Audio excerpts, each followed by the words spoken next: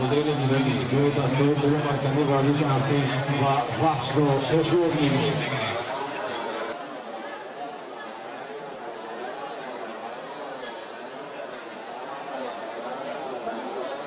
که پیشنهادی شما می‌گردد از جانب لیگ فوتبال تاجیکستان محض انا همین میدان برای برگزاری رقابت نهایی جام جهانی در سال 2025 انتخاب گردید. دو دسته بهترین دو دسته پرقوت که در سال 2025 توانستند که تمامی حریفان خویش را شکست بدهند و رقابت نهایی مسابقه جام جهانی 2025 روی خویش را هموار سازند که البته این دسته ها تیم های بخش و کلوب مرکزی ورزش ارتش به حساب می روند.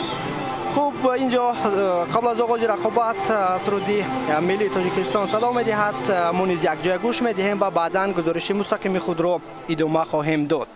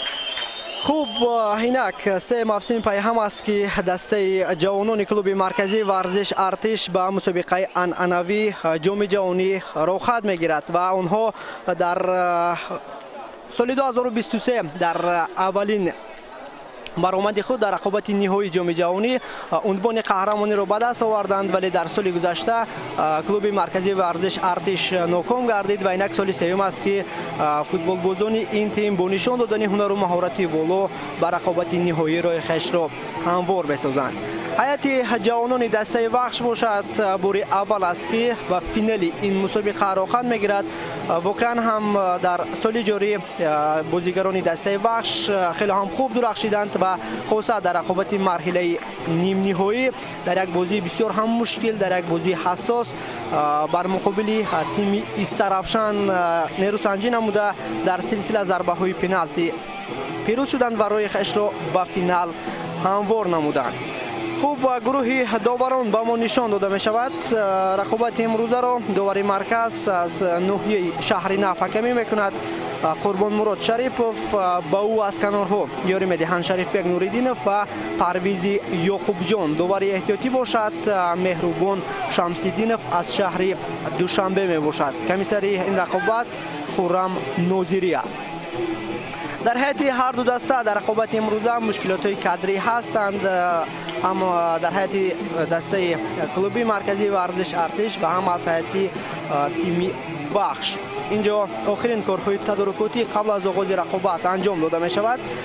باید بگویم که در موسم گذشته یعنی در سال 2024 در رقابت نهایی دسته جوانان کلوب مرکزی ورزش ارتش با تیم استقلال رقابت کرده بود، ولی اونجا دسته استقلال به غلبه دست یافته بود. ҳаятои ҳар ду дастаро низ барои мо нишон медиҳанд. ҷамшед баротов дар рақобати имрӯза дастаи клуби марказии варзиш артишро роҳнамоӣ хоҳад кард. дар умум дар қисмати ниҳоии мусобиқаи ҷоми ҷавонӣ ки соли чорум аст аз ҷониби лигаи футболи тоҷикистон миёни ҳайати ҷавонони дастаҳои лигаи олӣ ташкил ва баргузор мегардад. дар марҳилаи гурӯҳӣ бозиҳо аз рӯи системаи даврӣ сурат гирифтанд. 12 даста дар 3 гурӯҳ ва ғолибони гурӯҳҳо аз минтақаҳои Душанбеи Суғд ва 2 даста аз минтақаи Хатлон ба даври нимниҳоӣ баромаданд. Исаравшан аз вилояти Суғд, баъдан клуби марказии варзиш артиш ва аз шаҳри Душанбе дастаҳои вахшу ҳосилот бошад аз минтақаи Хатлон тавонистанд ки дар марҳилаи нимниҳоӣ иштирок намоянд. аз маркази майдон рақобат оғоз гардид. дар вохӯри имрӯза футболбозони клуби марказии варзиш артиш бо пироҳанҳои рангаш зард рақобат мекунанд. ва биёед ба ҳаятои ҳар ду даста дар оғози рақобат шинос мешавем. тавре гуфтем клуби марказии варзиш артиш дар рақобати имрӯза мизбони Наминалӣ ба ҳисоб меравад. дарвозабони даста рақами 16 ҳусниддини Муҳаммадалӣ, дар хати ҳимоя рақами 7 Маъмурҷон Раҳимов, 15 Бахтовар Назриев, 22 Шоҳрух Аминов, 6 Ҳоҷи Акбар Мирзоев ва футболбози шумораи 20 Мустафо Миликшоев баромад мекунанд. футболбозони хати ним ҳимоя рақами 21 Сайдалӣ Иброҳимов, рақами 18 Исмоил Бобоев, бозигари шумораи 13 Шамим Исмоилзода. ҳамлаварони артишиҳоро 2 нафар ташкил медиҳад. инҳо бозигари шумораи 10 Сомон Сулаймонзода ва инчунин бозигари рақами 11 Шаҳбоз Ҳабибов ки яке аз футболбозони калидӣ дар ин даста албатта ба ҳисоб меравад. маҳз хетри ки Шаҳбоз Ҳабибов дар рақобати марҳилаи нимниҳоии ҷоми ҷавонӣ 2025 артишиҳоро ба финали ин мусобиқа овард. сармураббии клуби марказии варзиш артиш ин Ҷамшед Баротов ба ҳисоб меравад. ҳайати дастаи вахш дар рақобати имрӯза ба таври зайл аст. бинандаҳои азиз, дарвозабон рақами 88 Сироҷиддин Умедҷонзода, дифогарони ин тим рақами 21 Алишер Усмонов, 6 Шерзод Ҳоҷимуродов, 35 Абдулмаҷид Убайдуллоев ва бозигари шумораи 5 Озодбек Танчихолов ташкил медиҳанд.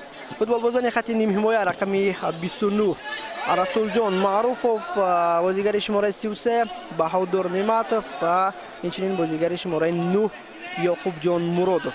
ҳамлаварони дастаи вахш рақами 63 Меҳроҷиддин Ибронов ва инчунин бозигари шумораи 25 Беҳрӯз Хоҷаев ба ҳисоб мераванд. ҳуҷуми клуби марказии варзиш артиш, фурсати бисёрам хуб, аллакай ҳисоб дар дақиқаҳои аввали рақобат боз мегардад. бинандаҳои азиз, баъди як ҳуҷуми бобарор футболбози шумораи 10 аз ҳайати артишиҳо ба задани гол даст ёфт. Сомон Сулаймонзода аз ана ҳамон мавқеиятҳои холии дифогарони дастаи вахш хело ҳам хуб истифода бурд ва ин партови анҷом дода низ қобили таваҷҷӯҳ аст. ирсоли Диаганали ба канори рости майдон буд. инҷо ирсоли головар ба номи футболбози шумораи 13 сабт мегардад. хуб, дар оғози рақобат артишиҳо тавонистанд ки дар ҳисоб ба пеш бароянд. бинандаҳои азиз, ва аз оғози мусобиқа низ бар аъло эҳсос мегардид ки ҳайати клуби марказии варзиш артиш хеле ҳам пурқувват аст ва яке аз муддаиёни асосӣ баҳри ба даст овардани ҷоми ин мусобиқа эътироф мегардад. андака иштибоҳ кард дифогари канори артишиҳо ва ба ҳамин тартиб тӯбро аз даст дод.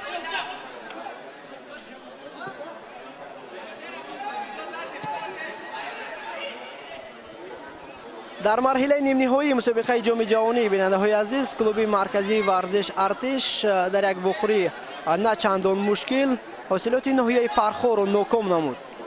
онҷо артишиҳо дар майдони хонагии худ бо тими ҳосилот рақобат карданд. қисми аввали он вохӯрӣ бидуни задани гол ҷанбаст гардид. ولی در نیمه دوم دستپروران جمشید باراتوف با دروازه حریفی خیش 5 گلی به جا زدند که 3 تای آن رو حمله‌آور این تیم شهباز حبیبوف به هدف رسانده بود.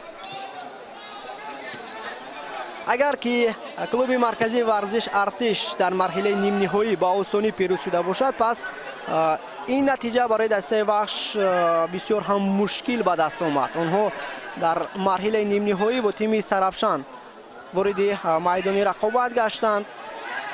وقتی اساسی وخوری با حساب 3-3 جنبست گردید، مخصوصا در دقیقه های اخیر گل زده بهروز خوجاєв وحش رو از باخت نجات داد و رقابت رو به سلسله ضربه های 11 متره برد. در سلسله ضربه های 11 متره دروازه‌بان دسته وحش 2 پنالتی رو برگرداند و در عموم اون رقابت با حساب 4-3 جنبست گردید با پیروزی تیم وحش و فوتبالبازان این تیم به فینال مسابقه جام جهانی روی خش رو هموار نموده. ضربه کنجی است و فایده بازیگران وحش. امکانیت بسیار هم خوب است بهره برابر کردن حساب. به این وضعیت توجه میکنیم. با بازیگذاری از این فرصت استفاده بردند و ارسالی بسیار هم بلند به داخل جریمه گاه بود که بدون نتیجه نظررس جنبست گردید. بار اول بیننده های عزیز مسابقه جام جهانی میان جوانان دسته های لیگ اولی در سال 2022 برگزار گردیده بود و در سال اول تشکیل این مسابقه دسته های رگرتدز و استقلال در فینال با هم وا خورده بودند که آن رقابت با حساب 3-2 به فایده بازیگران استقلال جنبست گردیده بود.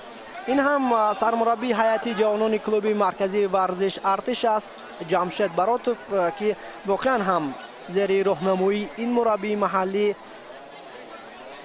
جوانان کلوب مرکزی ورزش ارتش هم در مسابقه جام جهانی و هم در لیگ اولی مملکت نتیجه های خوب رو به قید گرفتند. ضربه جریمه‌ای است. ارسال توپ انجام داده شد ولی دفاعگران ارتشی ها این وضعیت را توانستند که برطرف نمایند.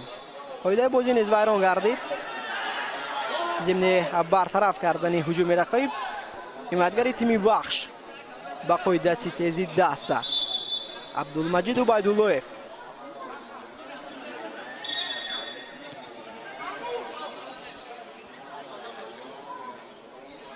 نیروسنجی وحش با سرافشان در مرحله نیم نهایی مسابقه جام جهانی بیننده های عزیز در برابر آن که خیلی سرگال بود، اینچنین سردعوا و کشمکشی ها رو در پی داشت. اونجا فوتبالبازان تیم سرافشان از قضاوت داور مرکز ناراضی بودند و جنگ و خرخشه ها رو به میان آوردند. در آن همان رقابت داور مرکز 9 کارت زرد نشان داد و 4 برگه سرخ. 8 فوتبالبازی دسته سرافشان کارت زرد گرفت. از این شماره 2 آن با گرفتن برگه سرخ میدان به در گردیدند. اینچنین سرمربی دسته جوانان سرافشان و یک بازیگر دیگر بعد انجام رقابت برگه سرخ گرفتند. از سطح دسته وحش باشد در آن وخوری تنها یک بازیگر کارت زرد گرفته بود.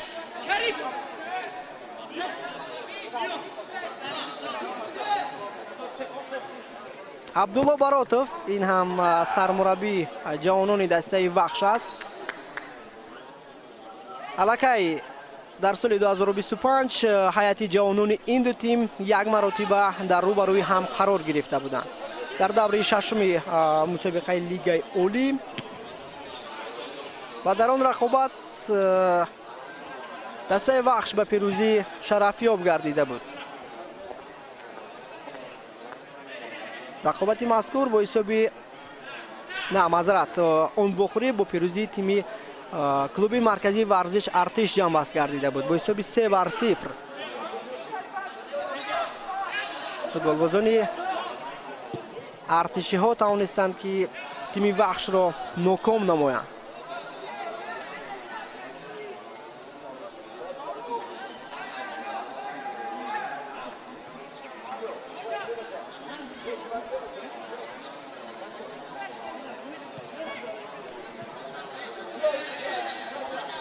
هجومی دسته وحش، ارسال توپ به خط حمله توسط کنار راست. این هجوم صورت گرفت و داور مرکز اشاره میکند که همه چیز از روی قاعده است.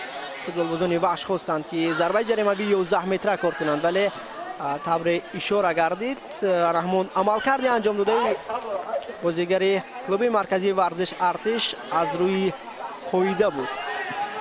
بعد یک پایغش توانست که توپ را به نظارتی دستش برگرداند.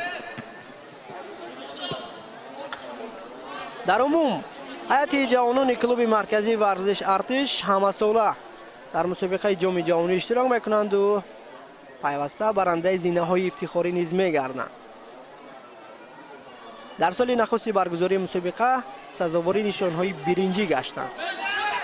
در رقابت برای به دست آوردن جای سوم کلوب مرکزی ورزش ارتش در سال 2022 بر مقابل باشگاه اسخات پیروز گشته بود.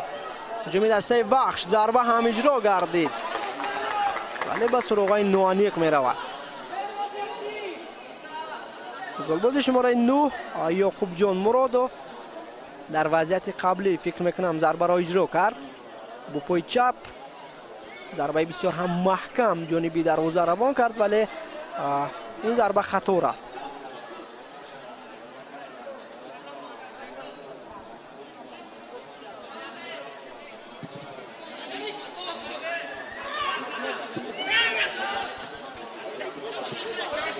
توبرابایی بسیار هم خوب از جانب شهباز حبیبوف ولی در ادامه حمله بر ارتش هم توپ را از دست داد.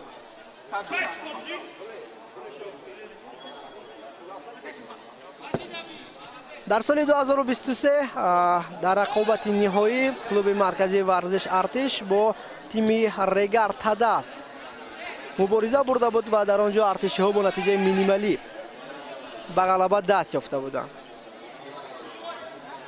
در سال 2024 باشد باز هم کلوب مرکزی ورزش ارتش در مسابقه جام جهانی به فینال برآمد ولی آنجا از نماینده دیگر شهر دوشنبه باشگاه استقلال مغلوب گردید.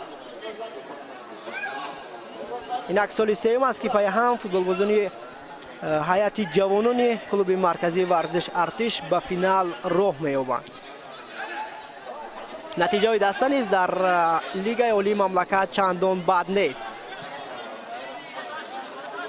گزارش بسیار هم خوب از جانب سامان سلیمانزاده و ارسال توپ به شهباز حبیب و اینجا کوشش شهباز و به قاعده ویران کنی دسته. دوره میبینیم دروازه‌بان دسته وحش اندک حساب نیز گرفته است. سراج‌الدین امید جانزاده اسنای برطرف کردن هجوم رقیب و محض در همین حالت ببینید که شهباز حبیبوف با او بر میخورد و در نتیجه دروازه‌بان وحش حساب گرفت. یک چیز را باید قید نمایم که در رقابت مرحله نیم نهایی بر مقابل تیم سرافشان دروازه‌بان وحش به اشتباه‌های پیوسته راه میداد. به خصوص گل سوم دسته سرافشان بعد اشتباهی دروازه‌بان دسته وحش به هدف رسانده شد ولی دروازه‌بان مذکور در سلسله ضربه‌های 11 متره همون اشتباه‌های خود را تا جای جبران نمود. دو ضربه حریف را توانست که برگرداند.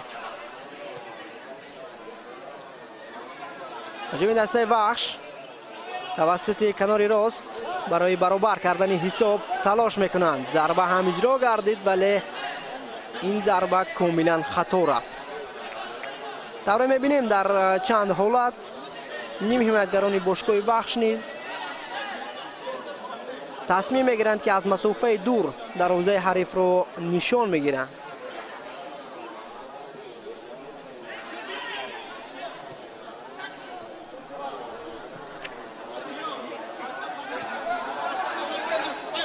همکنون کلوب مرکزی ورزش ارتش با هجوم همراه گردید ولی یک ارسال نوانیق باعث بران شد که هجوم این دسته قطع گردد.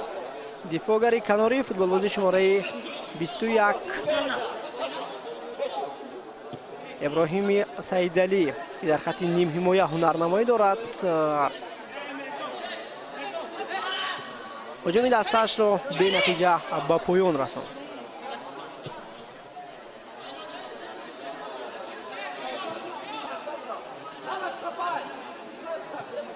فوند جایزوی مسابقه جام جهانی بیننده های عزیز 60,000 سومونی را تشکیل می دهد.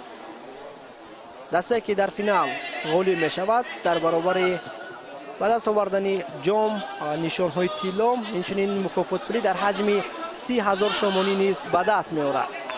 دسته مغلوب شده 20,000 سومونی صاحب می گردد و دسته که در رقابت برای به دست آوردن جای سوم به غلبه شرفیاب می گردد صاحب 10,000 سومونی خواهد شد.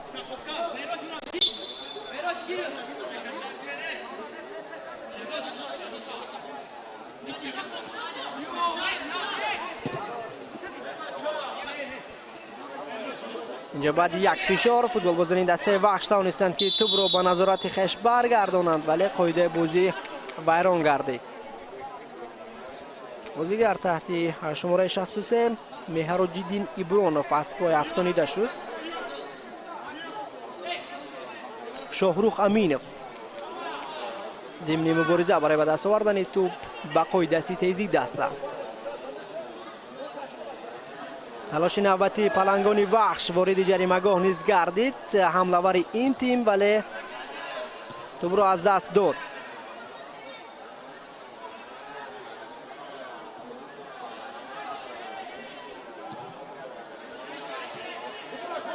هجوم نوبتی دسته وحش طوری می‌بینیم بیشتری هجوم‌های این تیم توسط کنار راست به راه مانده می‌شود و نخستین ضربه مستقیم نیز جانب دروازه ارتشی ها روان گردید.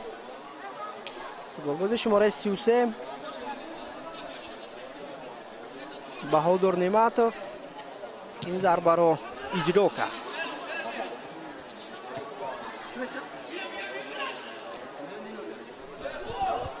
از هر دو جانب دسته ها بازی هجومکار را به معرض تماشا گذاشته ایستادند ولی هنرنمایی فوتبال بازانی دسته بخش چندان قابل توجه نیست. توپ از میدان بیرون نشده است. هجوم ارتشی ها ادامه می‌یابد.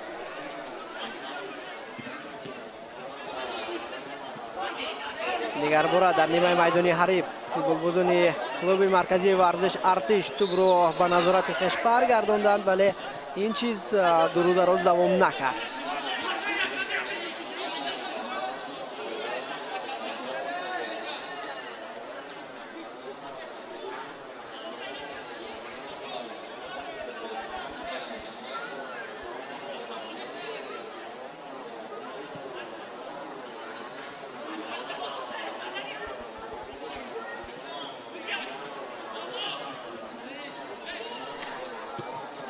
دسته وحش در آغاز رقابت به دروازه خود گل سر داد.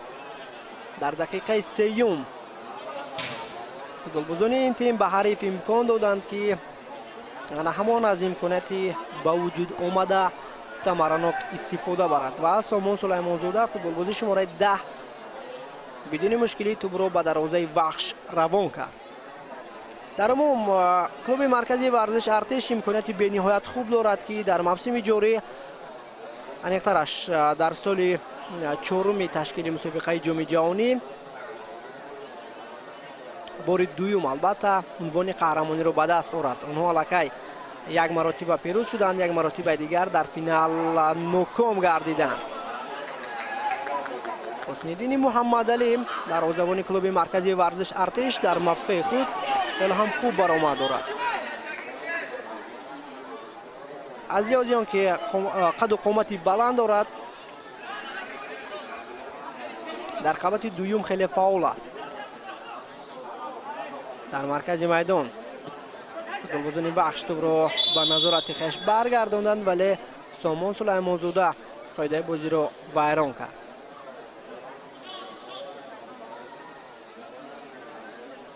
واقعا هم از قفا از پیراهن حریف گرفت و با این عملش به قاعده تیزی دست داد.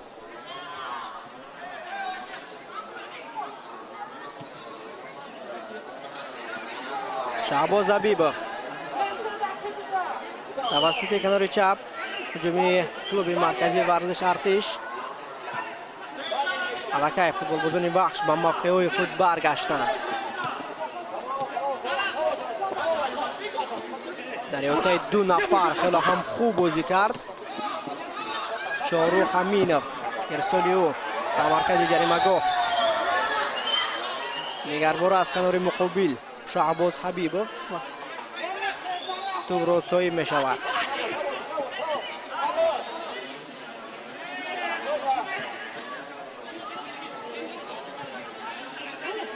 هنرنمای فوتبالبازان دسته بخش تا این دم چندان خوب نیست.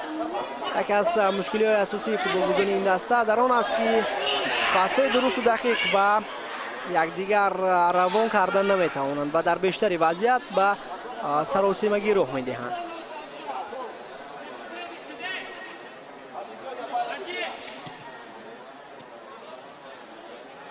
نگرباره توپ را با فوتبالبازان کلوب مرکزی ورزش ارتش از رفت نیمه اول 20 دقیقه سپری شد و حساب باشد 1-0 به فایده ارتشی ها است.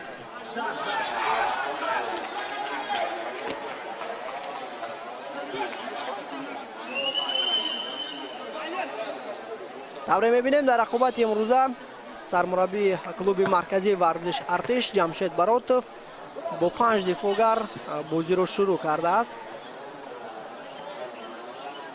در رقابت بر مقابل حوصلات نیز ارتشی ها با 5 دفاعگر بازی را آغاز کرده بودند.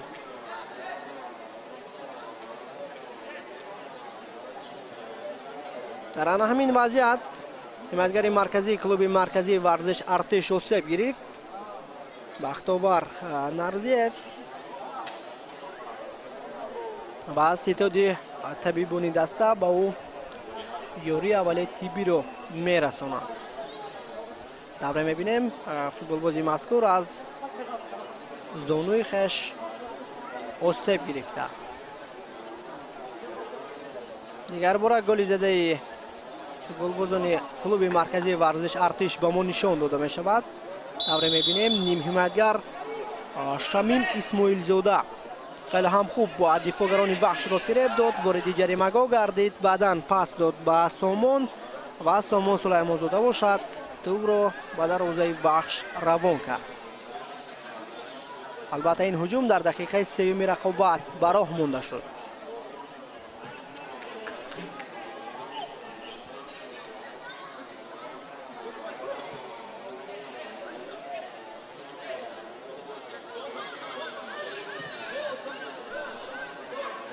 دسته جوانان کلوب مرکزی ورزش ارتش در دور 13 لیگ عالی مملکت با تیم پنشر رقابت کرده بود. این بخوری سنه 20 یونی خود همین سال برگزار گردید و با حساب 3-2 ارتشی ها مغلوب شدند.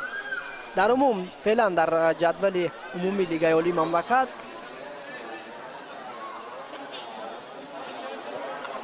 دسته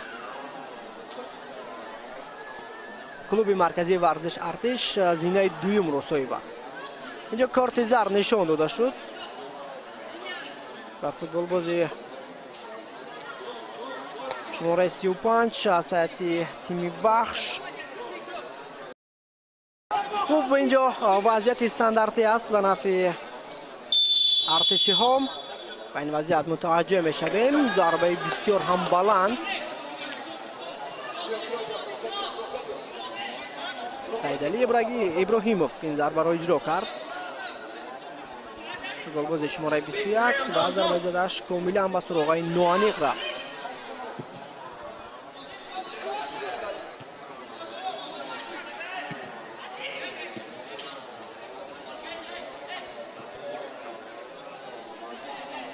حالت نابازی نیست. جمعی دسته بخش ترکیب روی بسیار هم خوب ولی اولین شده دروازه‌بان ارتشی ها محمد علی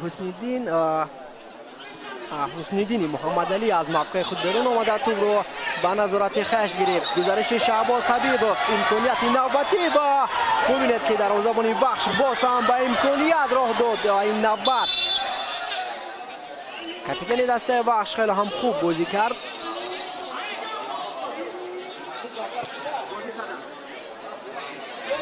بار دیگر با لحظه های تکراری این هجوم متوجه می شویم. سراج‌الدین امید جانزاده ضمن برطرف کردن ضربه حریف با اشتباه راه داد.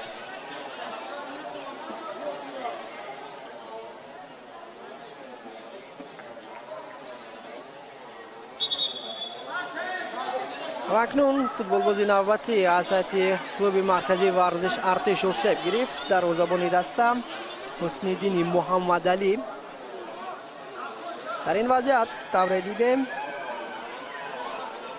مهراج‌الدین ابرانوف خواست که توپ را صاحب شود، ولی او دروازه‌بان رقیب یک برخورد نیز داشت که در نتیجه این برخورد دروازه‌بان ارتشی ها جراحت گرفته است.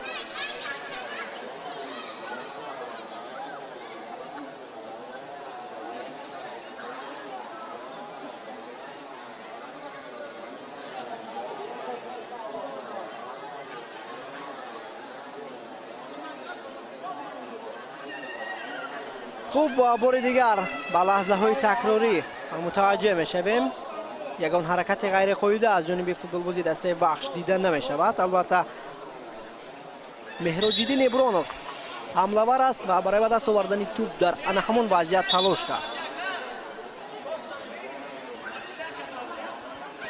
از اوت ارتشی ها توپ را باید به بازی وارد کنند. شاهرخ امینov،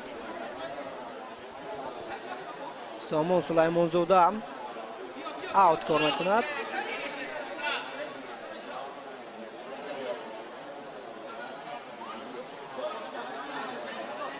فعلا در جدول عمومی لیگ عالی مملکت میانی هیئت جوانان کلوب مرکزی ورزش ارتش 28 امتیاز به دست آورده در زینه دوم است و جوانان دسته بخش باشد در مقام چهارم با کسب 24 امتیاز موفقیت گرفته. در زینه اول باشد باشگاه استقلال با دریافت 35 امتیاز موفقیت گرفته است. در زینه دوم طبعا گفتیم کلوب مرکزی ورزش ارتش، در زینه سوم برقچی حصار جایگیر شده است. تیم بخش باشد در مقام چهارم است.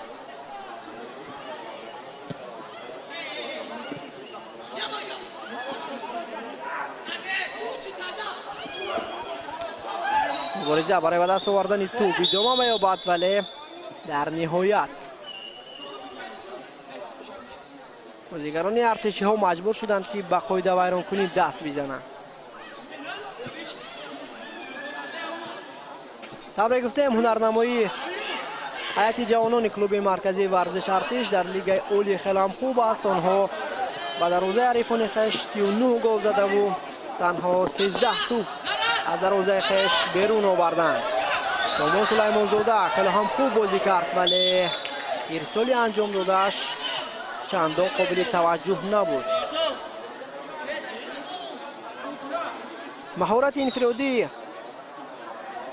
حمله‌وران کلوب مرکزی ورزش ارتش خیلی هم خوب است.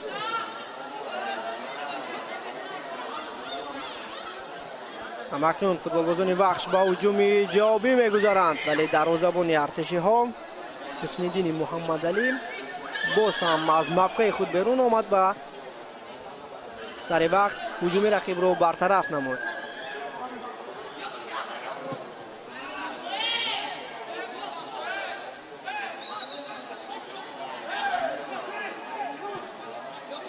به استثنای همان هجومی که در دقیقه سوم رقابت براه مانده شد از جانب فوتبال بازان کلوب مرکزی ورزش ارتش، دیگر ما یگان هجوم خطرناک را با اشتراک فوتبال بازان هر دو دسته شاهد نشدیم.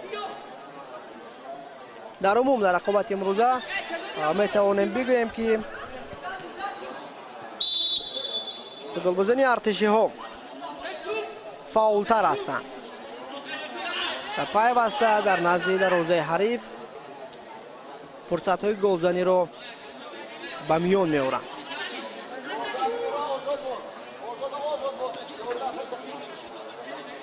ضربه جریمه‌ای است. ارسال توپ به خط حمله، ضربه هم اجرا کرده شد از جانب سامان سلیمانزاده، ولی این حالت چندان خطرناک نبود.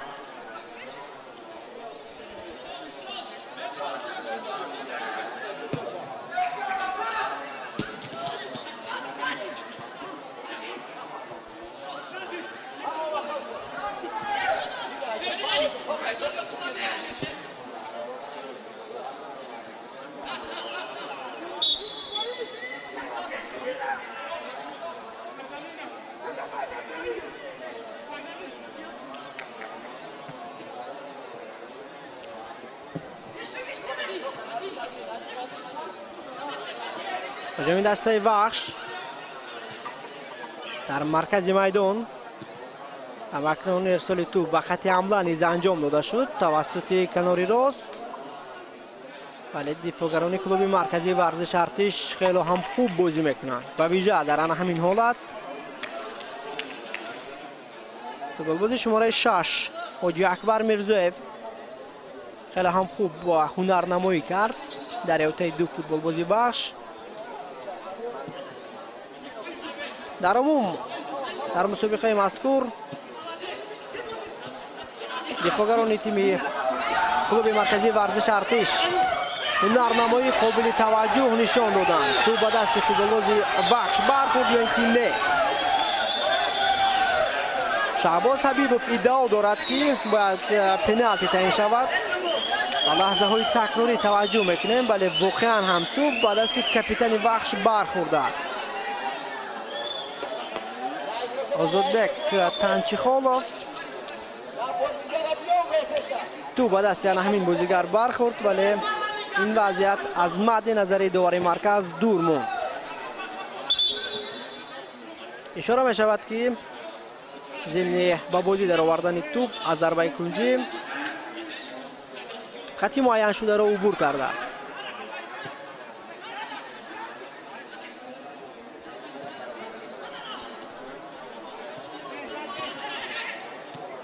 فشار می آورند از پروران جمشید براتا. با وجود این همه تلاش‌ها از جانب بازیگران کلوب مرکزی ورزش ارتش تا دقیقه 33 تنها یک گل به هدف رسانیده شد. در نیمه میدان دفاعگر ارتشی ها به اشتباه راه داد، ولی در ادامه هم دستایش اشتباهی او را جبران نمودند. از 13 دور سپری گردیده لیگ اولی مملکت میانی هیئت جوانان تیم های اشتراکچی کلوب مرکزی ورزش ارتش 9 پیروزی به قید گرفته است، 1 باخت و 1 مساوی و 3 باخت. تیم بخش باشد از نتیجه 13 رقابت 7 غلبه به قید گرفت، 3 دفعه ناکام شد و در 3 رقابت دیگر به نتیجه مساوی دست یافت. اگر نتیجه های این دو تیم رو ما قیاس کنیم، البته که نتیجه فوتبال بازان کلوب مرکزی ورزش ارتش خوبتر است.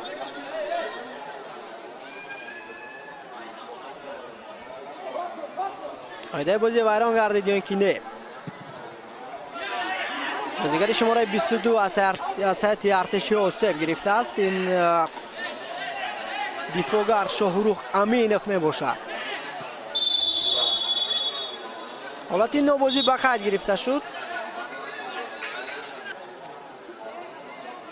علاقه طبیبی دستم با شاهروخ امینف یوری عملیاتی بیرون میرساند. در نیمه یکم از هیئت ارتشی ها برخی از فوتبال بازان جراحت گرفتند در دروازه‌بانی دسته و بعدا دفاعگران.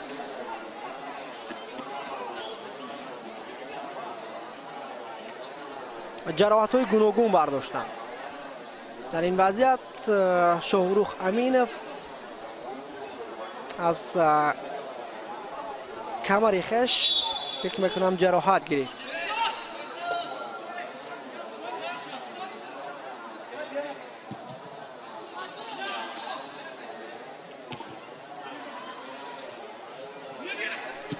هجوم نوبتی کلوب مرکزی ورزش ارتش و باز هم بی نتیجه است.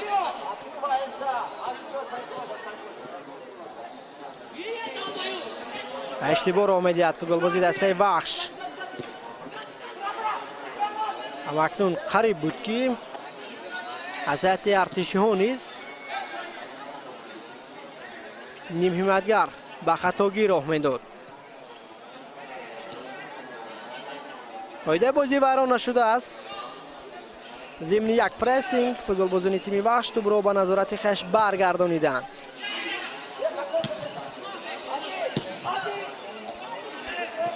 ارسال توپ به خط حمله باز هم موفق نمیگردد. واقعا هم در نیمه اول هنرنمایی دفاعگران کلوب مرکزی ورزش ارتش خیلی خوب است. پیوسته هجوم‌های رقیب را برطرف میکنند.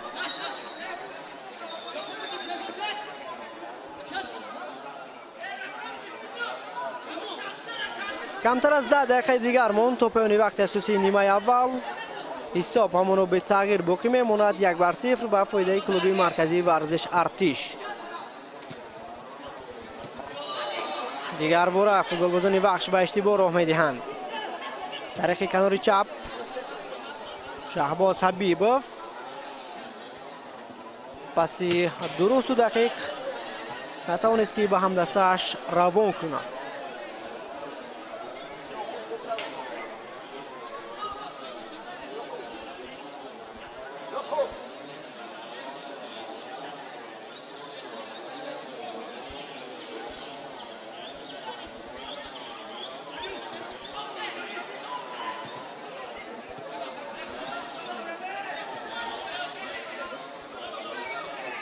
اینجا فوتبالبازی نوبتی اساتی دسته بخش جراحت میگیرد. در قسمی اول پیوسته فوتبالبازان هر دو تیم به قاعده ویران کننده دست میزنند که در نتیجه آسیبگیری فوتبالبازان دیده می شود.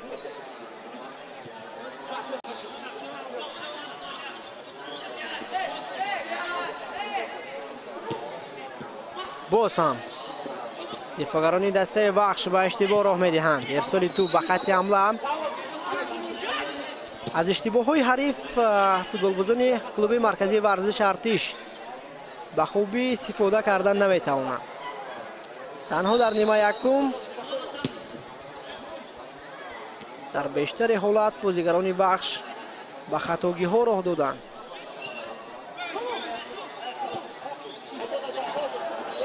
دیگر هجوم نوبتی ارتشی ها براه مونده شد. شمیم اسماعیل زاده به هجوم پیوست گردید ولی تا آخر کوشش انجام داده او نتیجه نداد. زود فوتبالبازان دسته بخش به هجوم جوابی میگذارند. امکانیت بسیار هم خوب یعقوب جان مرادوف وارد جریمه گردید. ارسال یعقوب جان مرادوف بله دفاعگران کلوب مرکزی ورزش ارتش در موقع خود استوار هستند. فکر میکنم یک از خطرناکترین هجوم های ارتشی ها در نیمه معذرت یک از هجوم های خطرناکی بخش در قسمت اولی این رقابت براه مونده شد. تبر دیدیم یعقوب جان مرادوف توسط کنار چپ به هجوم همراه گردید. ارسالی انجام دادهش نیز به داخل جریمه گاه خیلی خوب بود.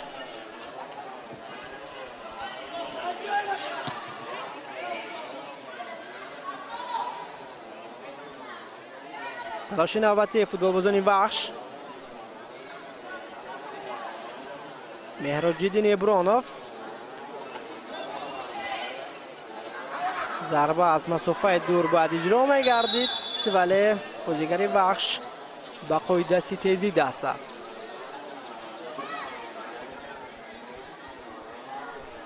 فوتبالباز شماره 33 وسط تیم بخش بهادر نیماتوف فایده بازی را ویران نمود. خواست که ضربه بزند ولی به قفس سینه بازیگر ارتشی ها ضربه زد.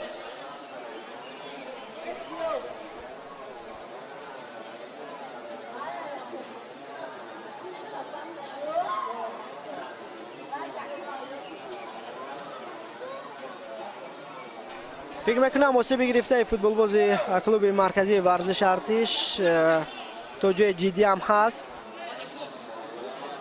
معلوم نیست که فوتبال بازی مذکور رقابت رو ادامه داده میتواند یا اینکه نه.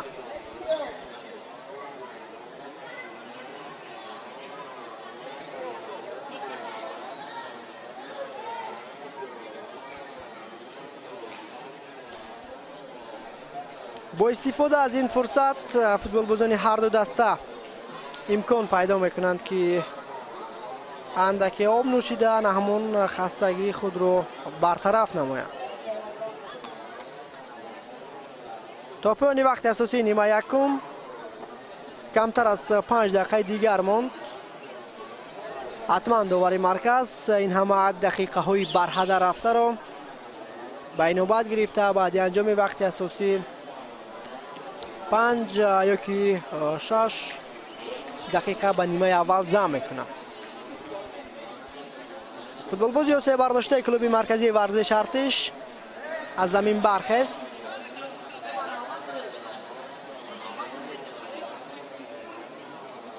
اکنون رقابت ادامه خواهد یافت.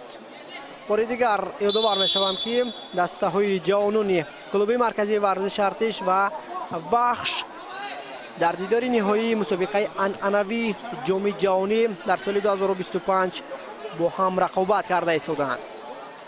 حرکت های شهباز حبیب در احاطه 2 نفر یکی از فوتبال بازی کلیدی ارتشی ها در این وضعیت اوت کار کرد.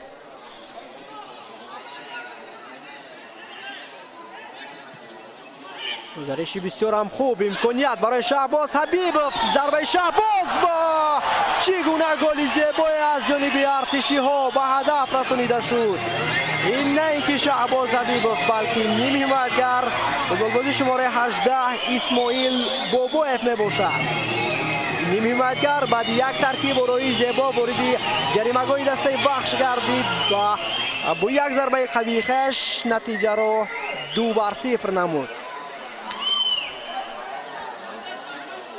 بار دیگر به نوارهای تکراری این وضعیت توجه میکنیم. ارسال گلوور فکر میکنم به نام بازیگر شماره 20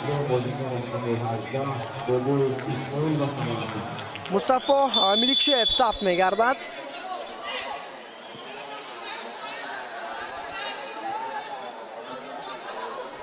در آغاز رقابت فوتبال بازان کلوب مرکزی ورزش ارتش حساب را باز نمودند و همکنون در دقیقه های آخری وقت اساسی نیمه یکم نتیجه را 2-0 نمودند.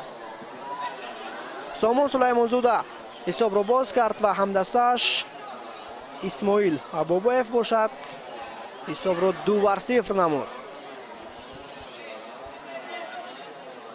باید اقرار شویم که در نیمه یکم فوتبال بازان بخش با اشتباه ها بسیارتر راه میدادند، خصوصا در نزدیک جریمه‌گاه خود امکانیت های خوبی گلزنی رو برای حریف با وجود آوردند که از این چیز کلوب مرکزی ورزش ارتش ثمرناک استفاده برد.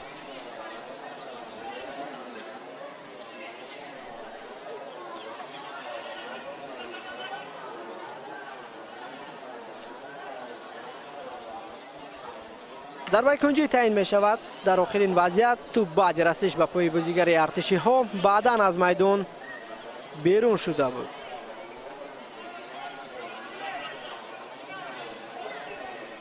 ارسال رسول جان معروفوف با داخل جریمه‌گاه این وضعیت برطرف کرده شد. 2 نفر فوتبال بازان کلوب مرکزی ورزش ارتش فشار آوردند و در نتیجه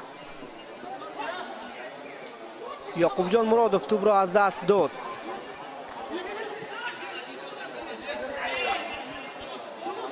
توپربایی بسیار هم خوب با اشتراک فوتبال بازان کلوب مرکزی ورزش ارتش.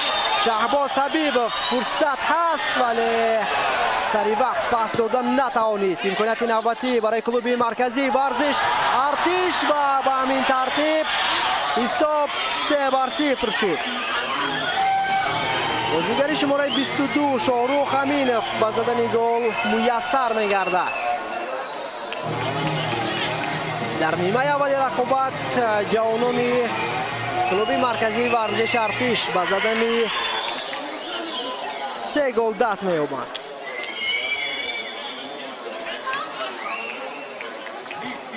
گل کلوب مرکزی ورزش ارتش با زدن 20 مصطفی باسمان.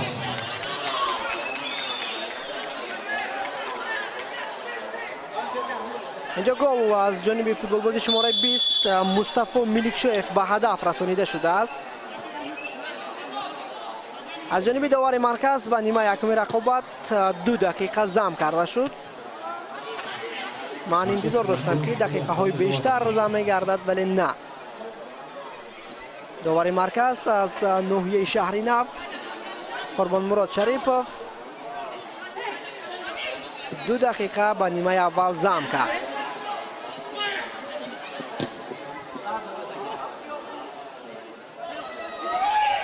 نیمه اول را با برتری جمع بست نمودن برای ارتشی ها یک روحیه خیلی هم خوب می بخشد و آنها می توانند که در قسمت دوم این بخوری با انگیزه بیشتر وارد رقابت گردند. با اشتراک فوتبالبازان هر دو تیم یک نوفهمی به میان می آید.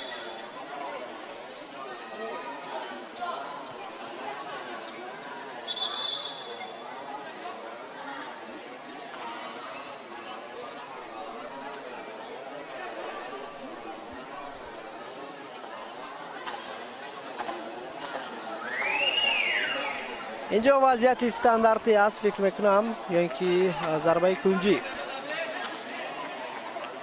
کارت زرد نشان داده شد به نیم حمایتگر دسته بخش یعقوب جان مرادوف. در عموم در قسمت اول این بخوری داور 3 کارت زرد نشان داد. 2 فوتبالباز از هیئت دسته بخش مورد مجازات قرار گرفت و از هیئت ارتشی ها باشد تنها 1 بازیگر کارت زرد گرفت. از ضربه کنجی فوتبالبازان بخش توپ را به بازی وارد نمودند ولی این هجوم برطرف کرده شد. با همین ترتیب قسم اول رقابت نهایی مسابقه جام جهانی در سال 2025 با اشتراک دسته‌های بخش شهر باختر و کلوب مرکزی ورزش ارتش از شهر دوشنبه جمع بست می‌گردد. در نیمه یکم ارتشی ها با زدن 3 گل دست یافتند. اندکی تنفس میکنیم و بعداً به نیمه دوم برمیگردیم. شبکه ما رو پیگیر باشید.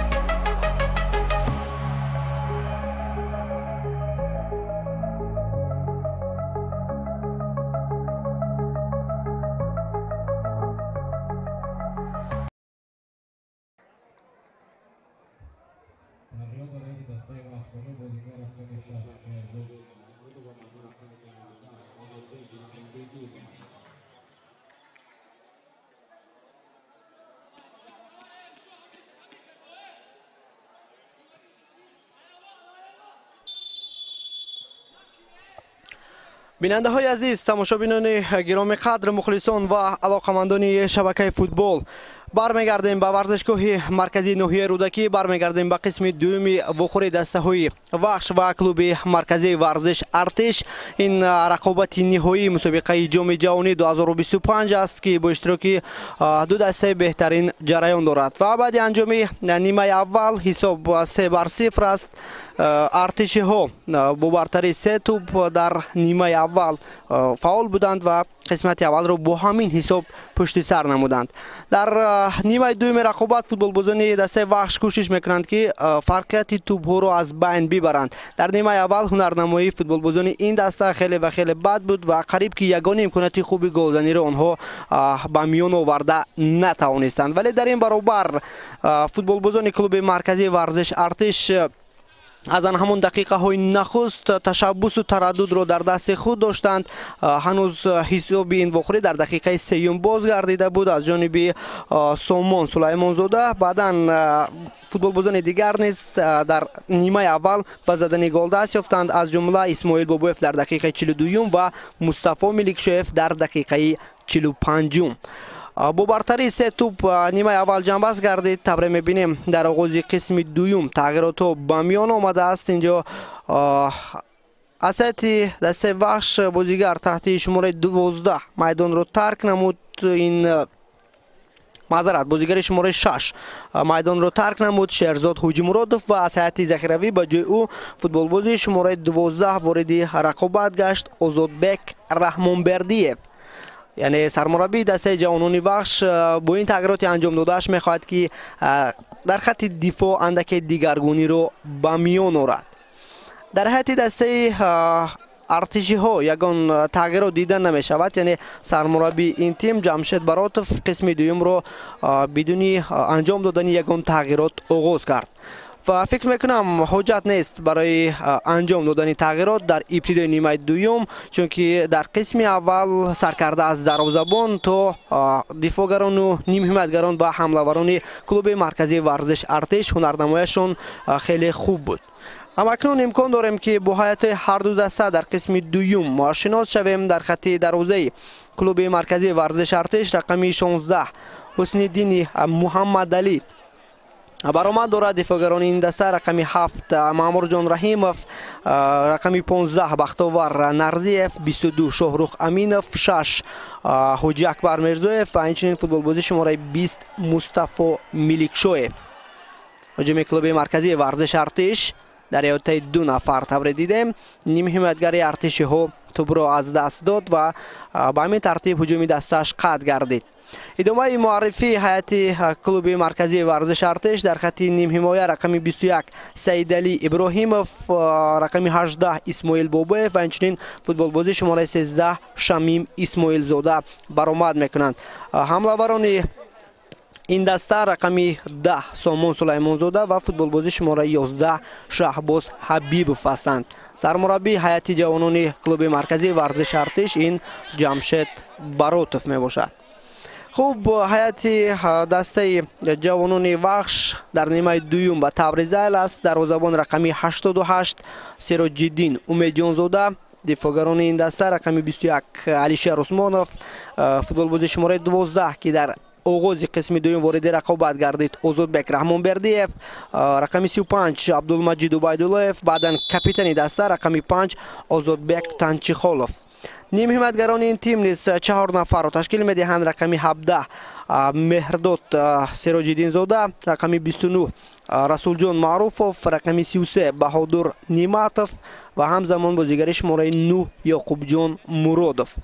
در خط حمله رقم 63 مهراج الدین ابرانوف و همچنین فوتبال بازی شماره 25 بهروز خوجایف هنرنمایی دارند. سرمربی هیئت جوانان دسته وحش این عبدالله براتوف می باشد. خوب، وضعیت استانداردی است به فایده فوتبال بازان دسته وحش. تا دروازه مسافه خیلی دور است ولی با وجود آوردن امکانیت گلزنی بود. خوب، طور دیدیم ضربه که اجرا کرده شد پهلوتر از دروازه از میدان بیرون گردید. در نیمه اول خط حمله کلوب مرکزی ورزش ارتش خیلی خوب بازی کرده بود. آنها پیوسته در نزد دروازه حریف فرصت‌های گلزنی را به میان می آوردند. در دقیقه سوم از انهمون موقعیت‌های خالی خط حمایه سامان سلیمانزاده ثمرناک استفاده برد و حساب را باز کرد. قاعده بازی ویران گردید. طوری می‌بینیم در این وضعیت نیم حمایتگر ارتشی ها بازیگر شماره 20 مصطفی ملیکشویف از پای افتانیده شد. این بازیگر در دقیقه 45 نیمه اول با زدن گل دست یافته بود. ضربه نوبتی از جانب مصطفی ملیکشویف ولی چندان خطرناک نبود. ضربه که از جانب مصطفی اجرا گردید زمینی بود و سرعت چندان قوی نداشت. این زمان در لیگ اولی مملکت هیئت جوانان تیم وخش نیز نتیجه هایش خوب هستند. کلوب مرکزی ورزش ارتش نیز بعد انجام 13 دور در لیگ اولی مملکت نتیجه های خیلی هم خوب رو به قید گرفته است. اگر ما به جدول مسابقه توجه کنیم ارتشی ها در زینه دوم با دریافت 28 امتیاز موقع گرفتند. دستپروران جمشید براتوف تا این دم 13 رقابت در لیگ اولی دایر نمودند. 9 غلبه، 1 باخت و 3 مساوی در حساب فوتبال بازان این دسته به قید گرفته شده است. یگانه تیمی که در لیگ اولی مملکت در موسم جاری هیئت جوانان کلوب مرکزی ورزش ارتش را شکست داد این تیم پنشهر می باشد که در دور 13 هم با حساب 3-2 توانست که کلوب مرکزی ورزش ارتش را شکست بدهد.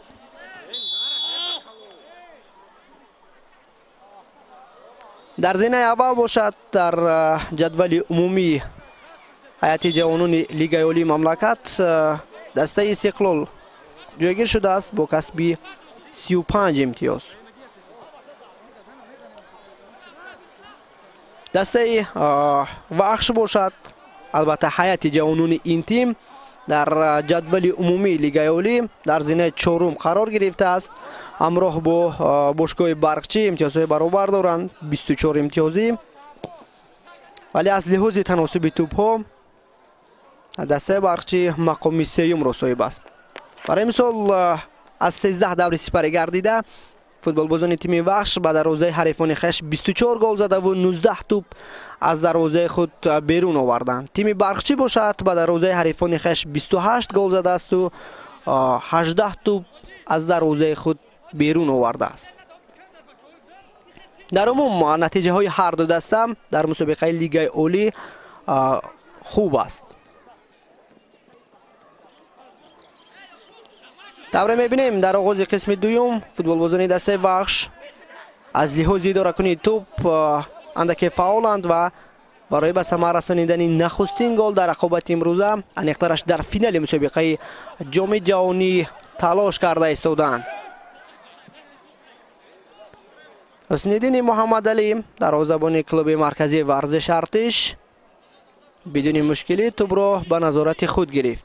در نیمه اول در چند وضعیت حسن‌الدین محمد علی دروازه خود را از گل نجات داد. در عموم در هفته مسابقه جام جهانی هم در لیگ اولی مملکت این دروازه‌بان در پیروزی های کلوب مرکزی ورزش ارتش نقشی بسیار هم خوب گذاشته بود. هجوم ارتشی ها مصطفی ملیکشویف، اینجا سامان سلیمانزاده نیز به هجوم همراه گردید در احاطه 3 نفر و تلاش سامان بی نتیجه است.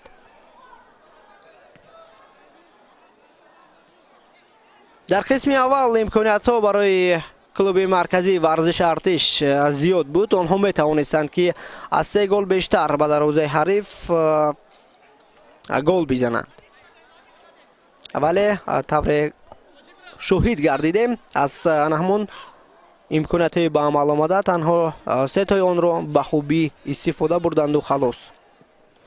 اما اکنون سرمربی هیئت جوانان دسته وخش مجبور می شود که نخستین تغییرات را نیز انجام بدهد. از میدان بازیگر شماره 63 و همچنین بازیگر شماره 17 از میدان گرفته می شوند. حمله‌ور مهروجدین ابرونوف تحت رقم 63 و همچنین نیمی حمایتگر تحت شماره 17 مهرداد سیراج‌الدین زاد از میدان گرفته شدند و جای آنها فوتبال بازی شماره 27 شهباز طلبکوف و همچنین بازیگری رقم 15 محمد موسی کاوراکوف وارد رقابت گشتند.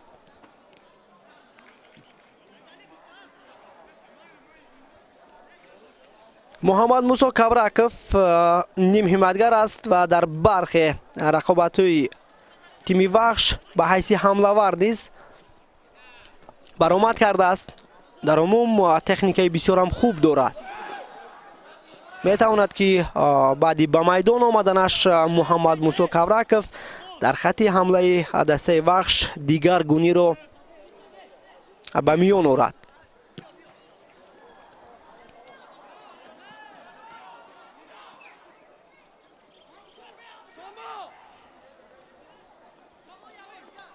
این زمان در مسابقه جام جهانی 2025 فوتبال بازی که از همه زیاد به دروازه حریفان گل زده است، این فوتبال بازی دسته وحش می باشد. بازیگر شماره 25 بهروز خوجایف با اطلاعی که دسترسی ما گردید تا این دم، یعنی تا وخوری نهایی بهروز خوجایف مؤلف 9 گل شده است. با احتمال زیاد جایزه بهترین نشانزن را در مسابقه جام جهانی این بازیگر به دست می آورد.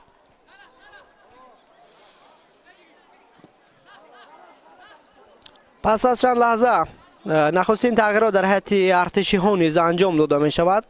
دبر دیدیم یک بازیگر از هیئت ذخیروی کلوب مرکزی ورزش ارتش آماده است که وارد رقابت گردد.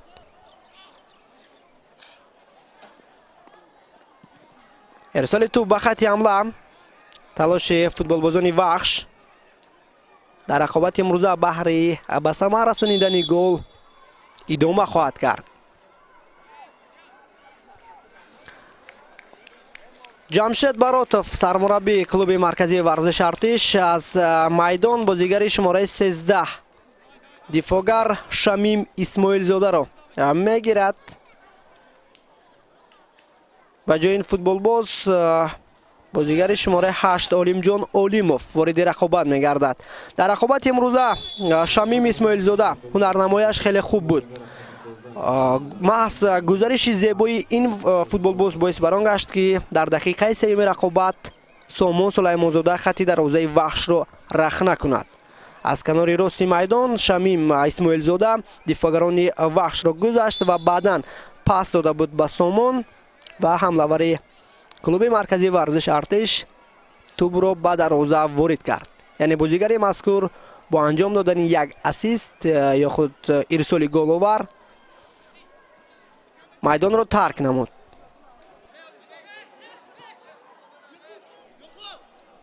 یعقوب جان مرادوف، عبدالقهار طلبکوف، نه معذرت این شهباز طلبکوف بوده است.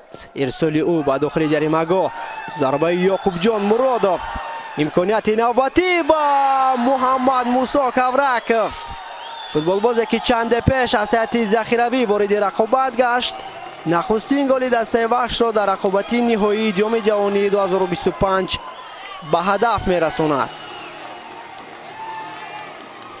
واقعا هم هجومی خیلی خوبه را بازیگران کلوب مرکزی ورزش ارتش براه موندند. به ارسال انجام داده شهباز طلبکوف متوجه میشویم بعداً یعقوب جان مرادوف ضربه بسیار هم محکم را جانبی دروازه رقیب روان کرد، ولی حسن الدین محمد علی در کوشش اول ضربه زده حریف را برگرداند، ولی در نوبت دوم محمد موسی با استفاده از ضربه سر توپ را به دروازه وارد کرد.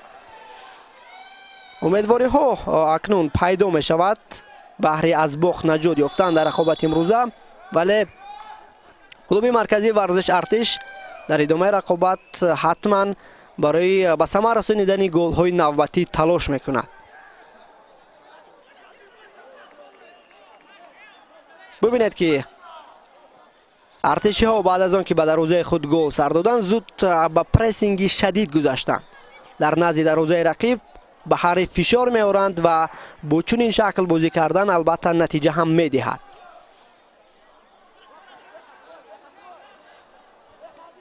در مرکز میدان هجوم دسته وحش قطع گردید. واقعا هم تغییرات انجام داده سرمربی جوانان باشگاه وحش عبدالله براتف نتیجه داد. آن همان دو بازیگری که در ابتدای نیمه دوم وارد رقابت گشتند خط حمله را اندکی تقویت بخشیدند. آن همان هجومی که به گل تبدیل یافت با اشتراک شهباز طلبکов و محمد موسی کبرکов به راه مانده شد.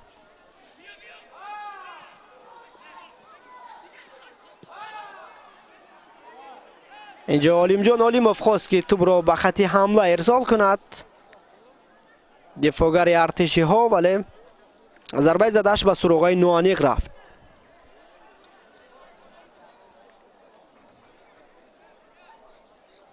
در دور 13 لیگ عالی اینجا امکانیت برای دسته وحش میتواند که به میان آید ولی محمد موسی کبرکov اندکی توپ را از خود پیشتر هوا داده بود.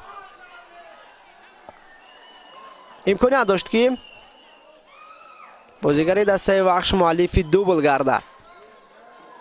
فکر میکنم در همون حالت سرعت محمد موسی چندان کفایتی نکرد و دروازه‌بان کلوب مرکزی ورزش ارتش نیز از موقع خود سری وقت برون آمده اولین شده به توپ رسید.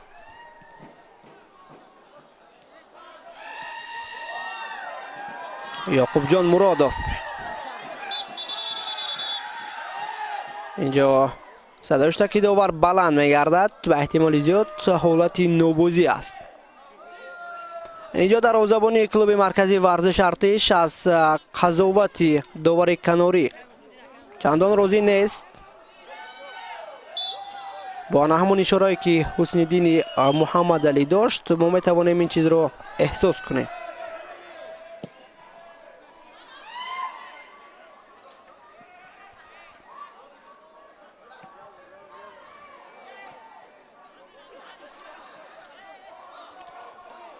برای به دست آوردن نشانهای برنجی مسابقه مذکور در سال 2025 دسته های استرافشان و حاصلات با هم رقابت کردند. دو دسته که در مرحله نیم نهایی مغلوب گردید. اینجا گزارش شهباز حبیبov ولی بر مقابلش قاعده بازی ویران گردید.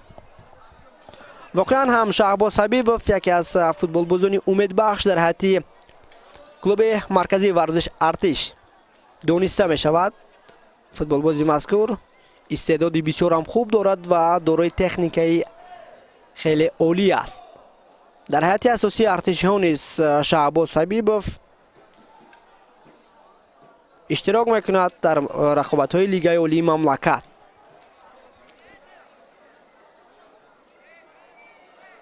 وضعیت استانداردی به نفع فوتبال بازان کلوب مرکزی ورزش ارتش. ارسال توپ نیز به داخل جریمه گاه انجام داده شد. با عملکرد انجام داده شهباز حبیبov متوجه میشویم. چند پیش من در مورد هنر و مهارت شهباز حرف میزدم. شاید اون نیز سخنهای مرا شنیده خواست که این گفته ها را تصدیق نماید.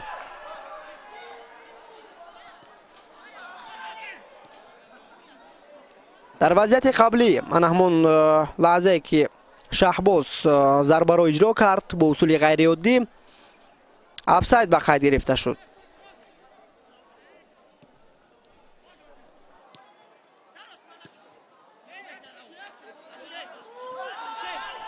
دفاعگران ارتشی ها و اشتباه را دادند.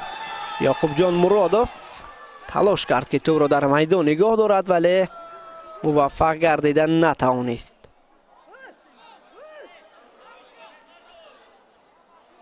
در مورد رقابت برای به دست آوردن نشانهای برنجی مسابقه جام جهانی حرف میزدیم.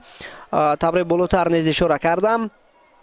دو دسته که در مرحله نیم نهایی مغلوب گشتند. حاصلات ناحیه فرخار و استرافشان شهر استرافشان برای به دست آوردن مدال های برنجی مبارزه بردند. این رقابت خودی امروز در ورزشگاه مرکزی جمهوری شهر دوشنبه برگزار شده با حساب 2-1 به فایده دسته حاصلات جنبست گردید.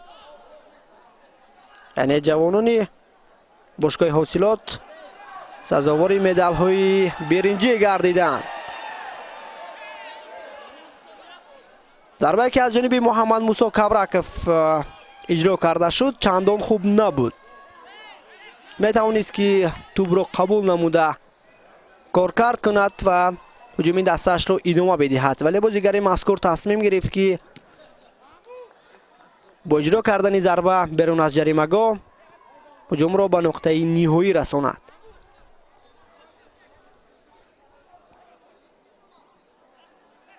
سامان سلیمان زاده پس اشتباه انجام داد، اما اکنون فوتبالبازان وحش با هجوم جوابی فرار خواهند کرد. بهروز خوجاєв یکی از سرمحصول ترین فوتبالباز در هیئت جوانان تیم وحش توپ را از دست داد.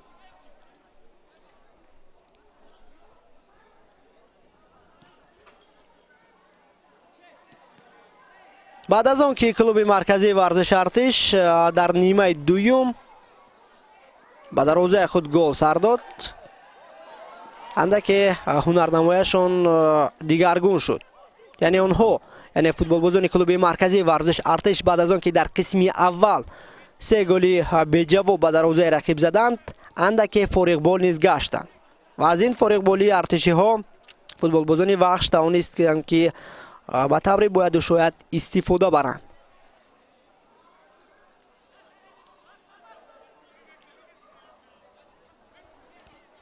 شکل جایگیر شوی و بازیگزاری فوتبالبازان هر دو دسته در رقابت امروز قریب که یخیل است. هم کلوب مرکزی ورزش ارتش و هم تیم وحش با 2 حمله‌ور هنرنمایی دارند. امکانیت برای شهباز حبیب و ببینید که در این وضعیت کاپیتان دسته وحش چگونه عالی بازی میکند. آزادبک تنچیخالوف همگی چند میلیمتر مانده بود که توپ واردی دروازه گردد. شهباز حبیب دروازه‌بان را فریب داد، بعدا ضربه زد ولی آزادبک تنچیخالوف سروان تیم وحش نگذاشت که توپ واردی دروازه گردد. ضربه کنجی است. ارسال توپ نیز به داخل جریمه‌گاه انجام داده شد. وضعیت خیلی خطرناک اما به نتیجه به پایان رسید. توپ را با فوتبالبازان کلوب مرکزی ورزش ارتش در قسم دوم یکی از بازیگرانی که در خط حمایه وحش خیلی خوب برآمد دارد این کاپیتانی دسته آزادبک تنچیخالوف می باشد. به واسطه خودی او تنها در نیمه دوم چند هجوم برقاسا و خطرناک رقیب را سر وقت برطرف کرد.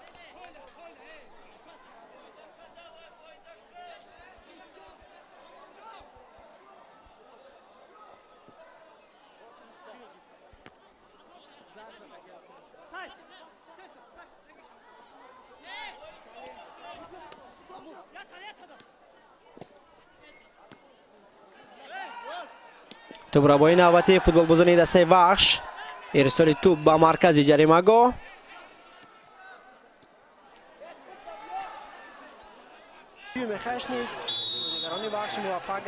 اینجا قاعده بازی ویران گردید. فوتبالبازی دسته وحش بازیگر شماره 12 آزادبک رحمانبردیев ضمن مبارزه برای به دست آوردن توپ به خطاگیر رخ داد.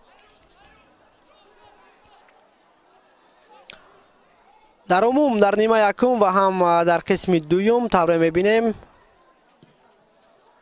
قاعده ویران کنی ها با اشتراک فوتبالبازان هر دو تیم بیشتر به نظر میرسد. اینجا سرمربی دسته وحش یک تغییرات دیگر انجام داده است. از میدان نیم حمایتگر تحت شماره 33 بهادر نعمتov از میدان گرفته شد و به جای او بازیگر شماره 4 امرالدین مقصودov وارد رقابت گردید. به جای نیم حمایتگر وارد رقابت گردید. تا این دم از جانب سرمربی جوانان دسته وخش 3 تغییرات انجام داده شد. ارتشی ها باشد تنها یک بازیگر خود را عوض نمودند. از جهت ذخیروی فوتبال بازی شماره 8 علیمجان علیموف با بازی وارد گردید.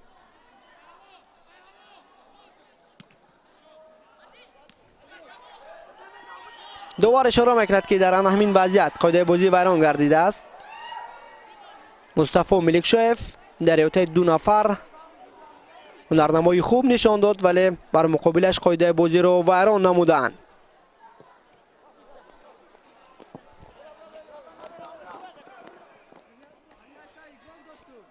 ارسال توپ به خط حمله باز هم دروازه‌بان کلوب مرکزی ورزش ارتش از موقع خود بیرون می شود.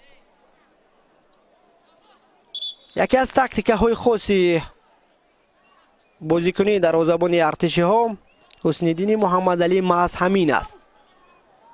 در بیشتر وضعیت ریسک کرده از موقع خود بیرون می آید و می خواهد که بر وقتر هجوم حریف را برطرف کند.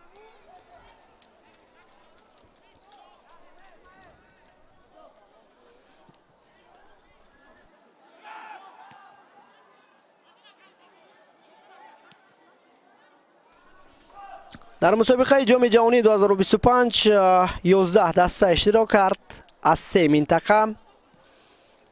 از منطقه دوشنبه دسته های ریگر تدس، برقچی و کلوب مرکزی ورزش ارتش در گروه A جایگیر شدند.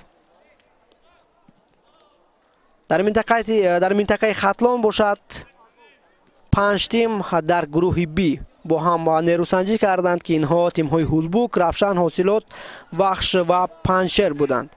در منطقه سود باشد 3 تیم خوجند، اسخطه و سرفشن برای به دست آوردن یک راه خط با هم مبارزه بردند. از منطقه دوشنبه راه خط یگانه را کلوب مرکزی ورزش ارتش به دست آورد. از منطقه خوجند باشد سرفشن راه خط را صاحب گردید و در منطقه خطلان باشد 2 دسته وخش و حاصلات توانستند که به مرحله پلی آف مسابقه جام جهانی راه یابند.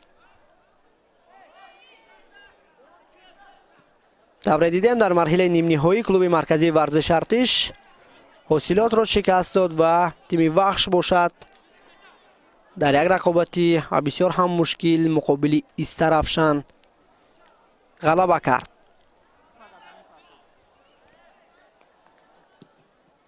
هجوم دسته وخش فرصت هست. محمد موسی کورکوف پسی هم دستش را سر وقت همزمان درست و دقیق قبول کردن نتوانست. در عموم هیئت جوانان کلوب مرکزی ورزش ارتش همه ساله در مسابقه جام جهانی اشتراک میکند و پیوسته برنده زینه های افتخاری میگردند. در سال نخست تشکیل این مسابقه کلوب مرکزی ورزش ارتش برنده نشان های برنجی گردید. فوتبال بازان این دسته در رقابت برای به دست آوردن مقام سوم اسخطه را شکست داده بودند. بعدا در سال 2023 کلوب مرکزی ورزش ارتش به فینال برآمد. اونجا اگر اشتباه نکنم مقابل ریگر تدس غلبه کردند. سال گذشته نیز هیئت جوانان این تیم به فینال برآمد ولی از استقلال مغلوب گردید. در سال 2025 باشد کلوب مرکزی ورزش ارتش توانست که به رقابت نهایی روی خویش را هموار سازد. یعنی 3 سال پی هم می شود که ارتشی ها به فینال مسابقه جام جهانی راه پیدا می کنند.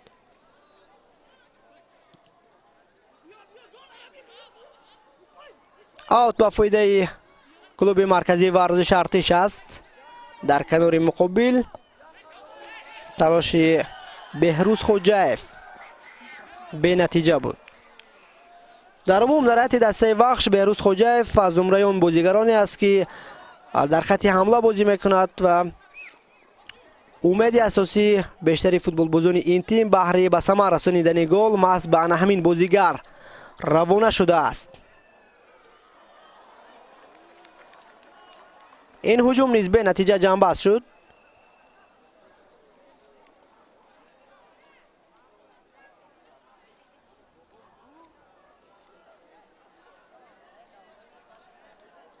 هجوم کلوب مرکزی ورزش ارتش، ضربه از مسافت دور و سراج‌الدین امید جانزاده دروازه‌بان دسته وحش این هجوم را با مشکلی رفع نمود. با پای خش سعدی راهی ضربه زده شهباز حبیبوف شد.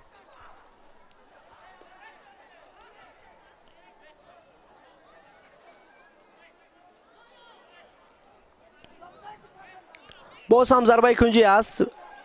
ارتشی ها با بازیگذاری از این فرصت استفاده میبرند.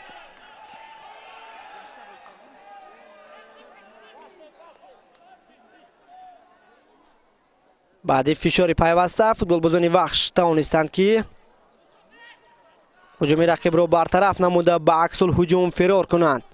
یعقوب جان مرادوف، کوشش یعقوب جان باید به هم دستایش پس بدهد اندکی دیرتر، ولی پسی انجام دادهش چندان دقیق نبود. کمتر از 15 دقیقه دیگر ماند تا پایان وقت اساسی رقابت نهایی جام جهانی در سال 2025 حساب باشد 3-1 به فایده دسته کلوب مرکزی ورزش ارتش می باشد.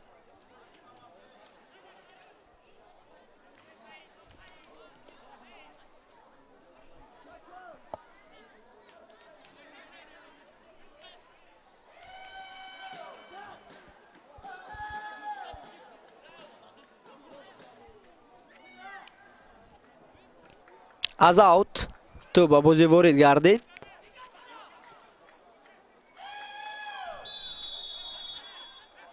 مامورجان رحیموف، اسماعیل بابویف،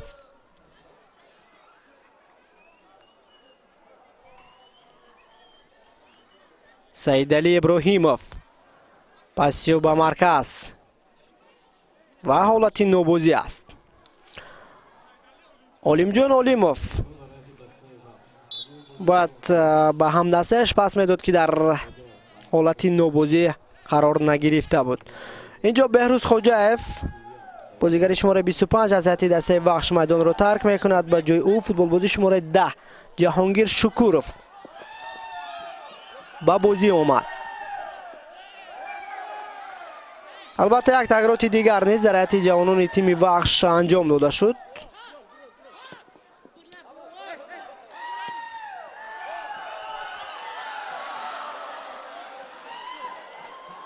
یعقوب جان مرادوف در کنار راست میدان توپ را قبول نمود. گزارش یعقوب جان دوباره اشاره میکند که حالت نوبازی نیست، انیقترش قاعده ویران کنی نبود.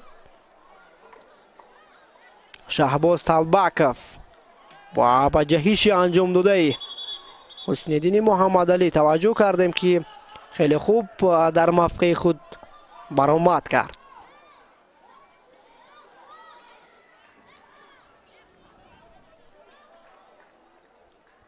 بار دیگر به هجوم برهمونده دسته وحش توجه میکنیم.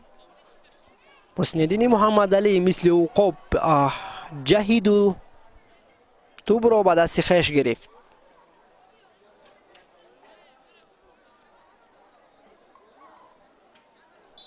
اینجا دفاعگر کلوب مرکزی ورزش ارتش آسیب گرفته است. بازیگر شماره 6 شهرزاد نامزارت این حاجی اکبر میرزویف است. معلوم نیست که با این بازیگر چه رخ داد که از پایش جراحت گرفت.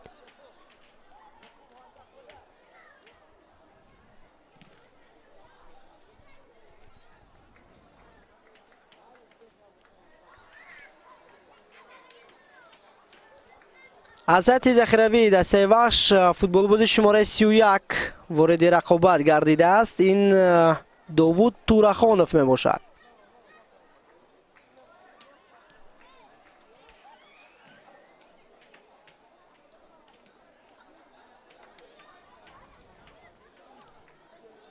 تا این دم سرمربی هیئت جوانان باشگاه وخش 4 تغییرات انجام داد و در ادامه واخوری میتواند یک بازیگر دیگر را نیز عوض کند.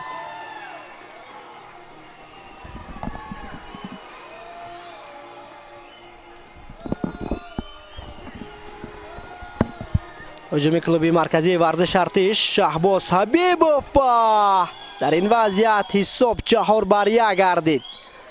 گل بسیار هم زیبای را به ثمر رساند و با اصول خیلی زیبا از این گل جشن میگیرد. شهباز حبیبوف در دقیقه 81 رقابت حساب را 4-1 کرد.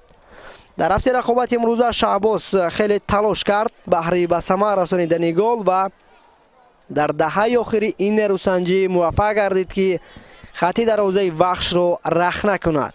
ببینید که بدون کارکرد نمودن توپ شهباز ضربه زد.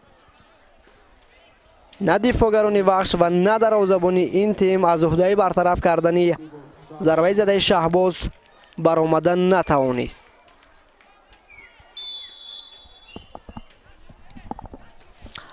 ادامه نیروسنجی برای فوتبال بازان باشگاه وخش به نهایت مشکل خواهد شد. برای چی؟ به خاطر آنکه در دقیقه های بعدی فوتبال بازان این دسته برای از بین بردن فرقیت 3 توپ مبارزه میبرند.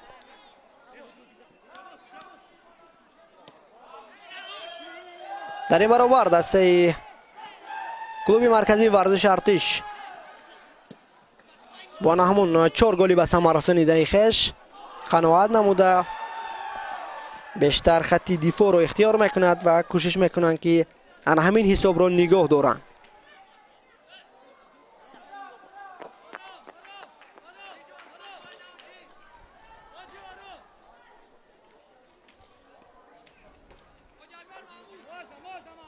امکانیت نوبتی برای کلوب مرکزی ورزش ارتش اما شهباز حبیبوف صورتش کیفاگی نکرد. یعقوب جان مرادوف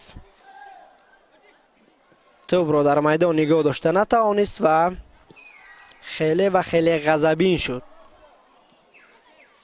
در هفته رقابت امروزه یعقوب جان مرادوف از هیئت دسته وخش در خط حمله برآمد کرد. با وجود تلاش‌های پیوسته‌اش تنها موفق گردید که جانبی دروازه حریف یک ضربه مستقیم اجرا کند که آن هم از جانب حسن الدین محمد علی برطرف کرده شد، ولی در کوشش دوم محمد موسی کورک آن را برگرداند. باز هم یک هجوم خطرناک با اشتراک ارتشی ها به راه مانده شد.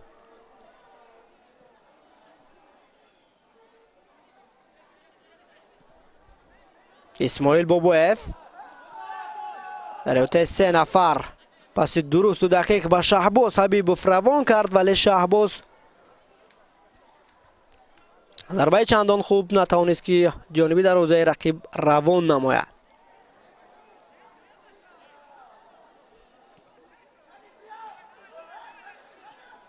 همکنون فوتبال بازان دسته وخش با هجوم جوابی میگذارند، اما محمد موسی کورکوف در این وضعیت از دستش کار نآمد.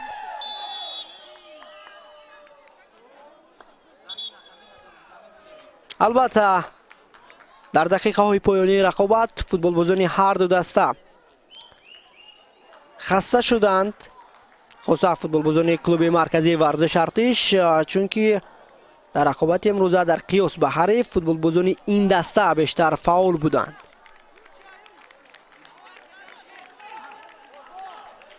اینجا فوتبال بازی شماره 11 شهباز حبیبوف همچنین بازیگری رقمی 18 از هیئت ارتشی ها میدان را ترک میکند. اسماعیل بابویف با جای این دو بازیگر فوتبال بازی شماره 5 فاروق مجیدوف همزمان بازیگر تحت رقم 12 امام الدین اودینایف وارد رقابت میگردند. فاروق مجیدوف بازیگر شماره 5 دفاعگر است و امام الدین اودینایف باشد در خط نیم حمایه بازی خواهد کرد.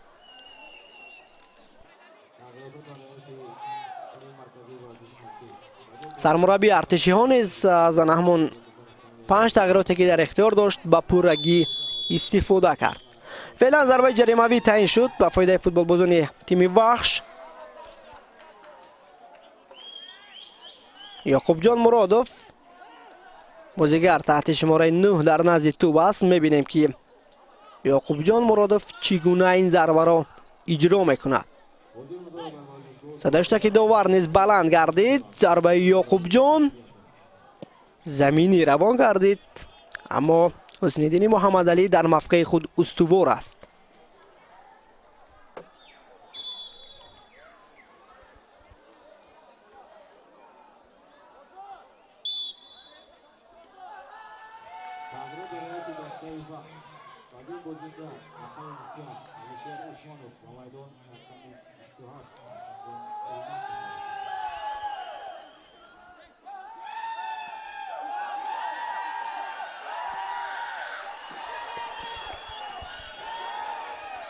اینجا در حد دسته وحش یک تغییرات دیگر به میان آمد.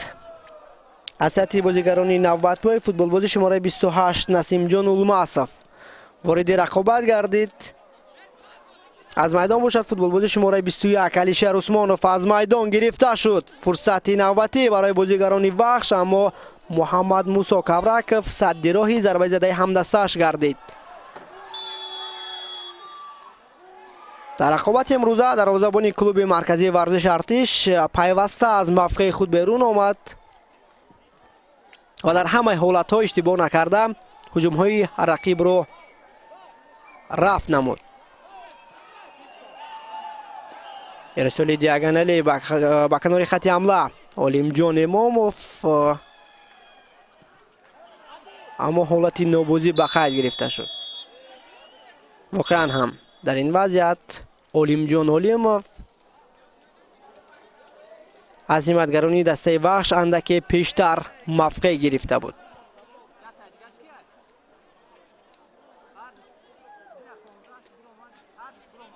امکانیت برای دسته وحش باز هم افساید. نوبت فوتبالبازان دسته وحش در حالت نوبازی قرار گرفتند. بازیگر شماره 12 آزادبک رحمانبردیه. سامان سلیمانزاده از دسته کلوب مرکزی ورزش ارتش میدان رو ترک کرد. امروز سامان با زدن یک گل دست یافت. با جای او فوتبالباز شماره 19 سلیمان حاجیف وارد رقابت گردید. همچنین یک بازیگر دیگر تحت شماره 4 موسی جان نظریف نیز در دقیقه 88 با بازی وارد گردید.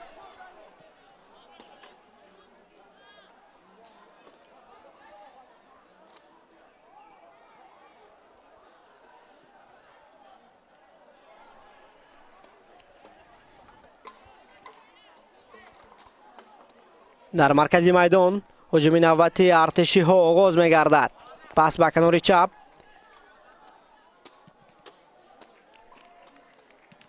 اسماعیل بابویف،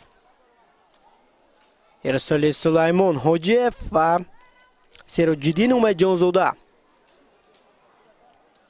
توپ را به دستان خش گرفت. دیگر باره دفاعگران دسته وحش اشتباه میکنند. ضربه خیلی هم سخت ولی به سراغ نوانیق رفت.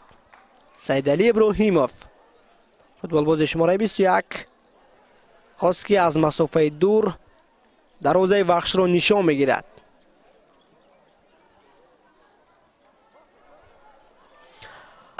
بعد انجام رقابت نهایی جام جوانی در سال 2025 فوتبالبازان هر دو دسته امکانیت پیدا میکنند که اندک استراحت کنند، چون که مرحله دومی لیگ عالی میان دسته های جوانان سنه 7 آگوست آغاز میگردد و کلوب مرکزی ورزش ارتش در بازی افتتاحی دور 14 در سفر با تیم هولبوک رقابت خواهد کرد. ضربه بسیار هم سخت، اما از پهلوی دروازه طور دیدیم از میدان بیرون شد.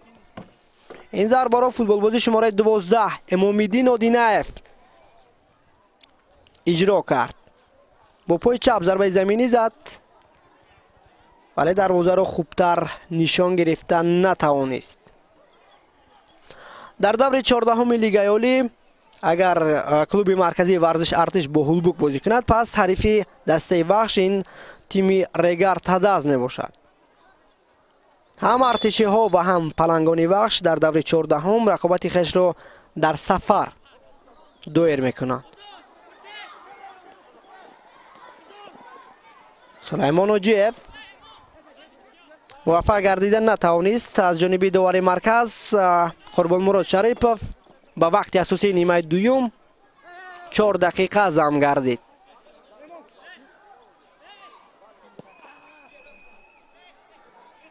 آزادبek رحمانبردیف در کنار راستی میدان.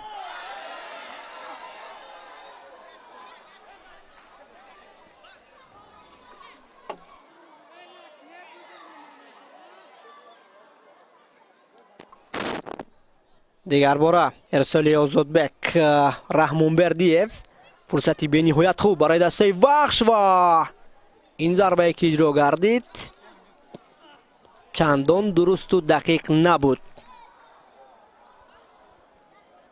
بازیگر تحت شماره 31 داوود تورخانوف نزدیک بود که به زدن گل دست یابد. آنجا امکانیت داشت که به همدستایش پس میدهد داوود تورخانوف، ولی او تصمیم گرفت که محض خودش هجوم را به پایان رساند.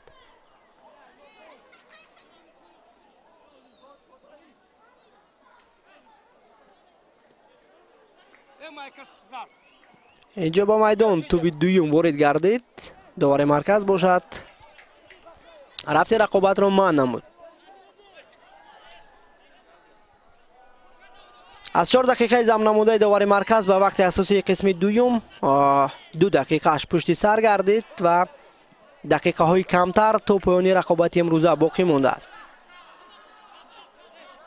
کلوب مرکزی ورزش ارتش البته هیئت جوانان این تیم بار دوم است که در مسابقه جام جهانی قهرمان می‌گردند. ارسال داوود تورخانوف،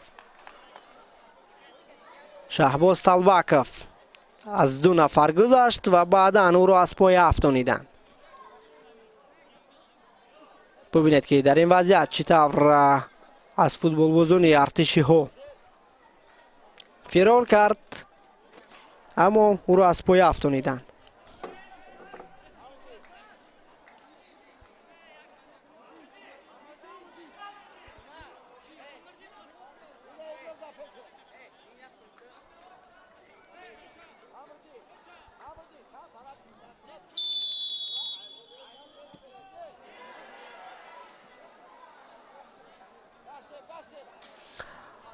یعقوب جان مرادوف و همچنین کاپیتان دسته وحش بازیگر شماره 5 آزادبek تنچخالوف در نزد توپ هستند. از این دو فوتبال باز یکی ضربه جریمه وی را اجرا خواهد کرد. ضربه را یعقوب جان مرادوف روان کرد. این نوبت نیز خطا بود.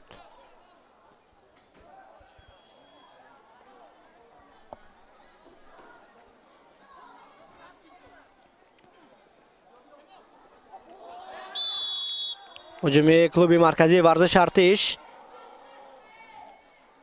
ثانیه های به شمار باقی مانده است تا انجام این رقابت.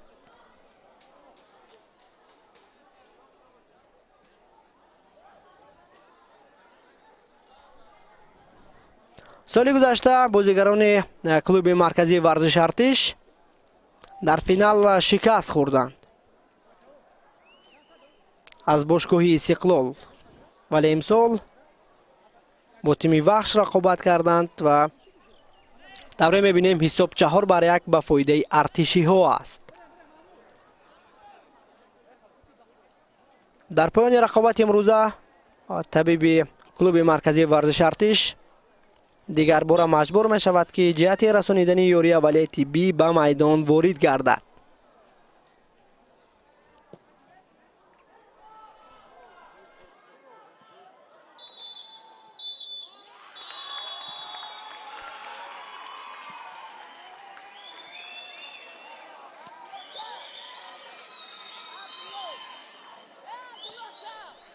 امام‌الدین اودینایف بازیگر رقم 12 آسیب گرفته بود و فکر میکنم آسیب گرفتهش چندان جدی نیست.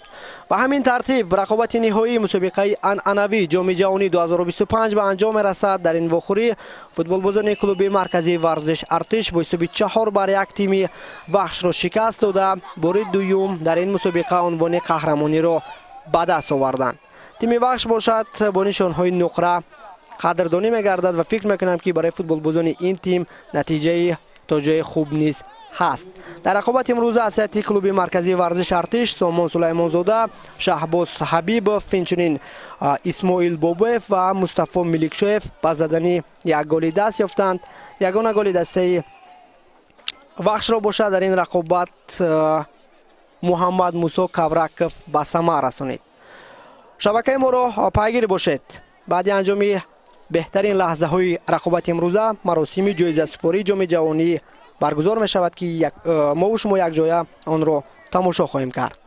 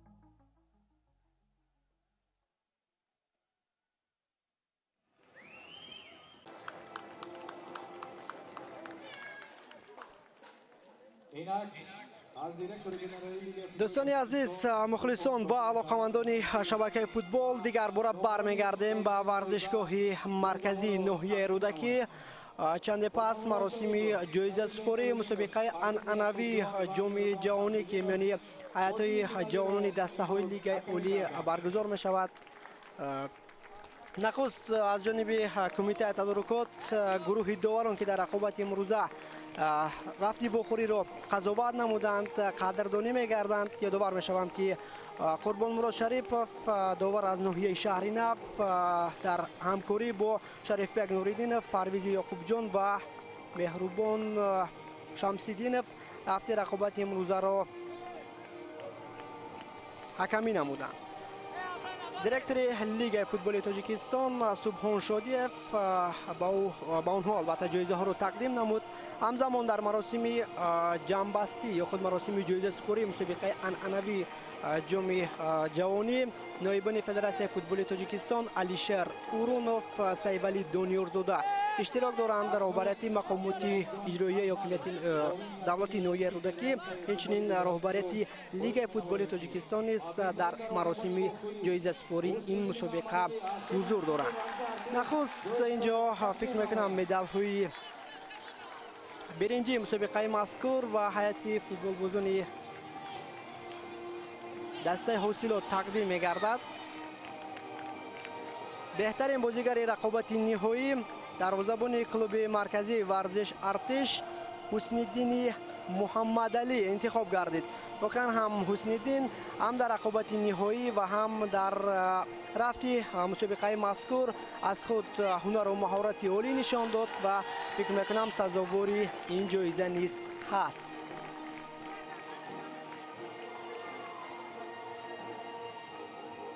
وینک از عبدالغفار حکمت‌زاده رئیس ناحیه رودکی خواهش می‌کنیم که با بهترین نشانزنی مسابقه حجای بهروز از بخش که با دادن 9 گل دست یافت. بهترین نشانزن این مسابقه از هیئت دسته بخش انتخاب می‌گردد. بهروز خوجایف فوتبال بازی مذکور مؤلف 9 گل گردید و بهترین نشانزن دانسته شد. جایزه بهترین نشانزنی مسابقه جام جهانی به این فوتبال باز تقدیم می‌گردد.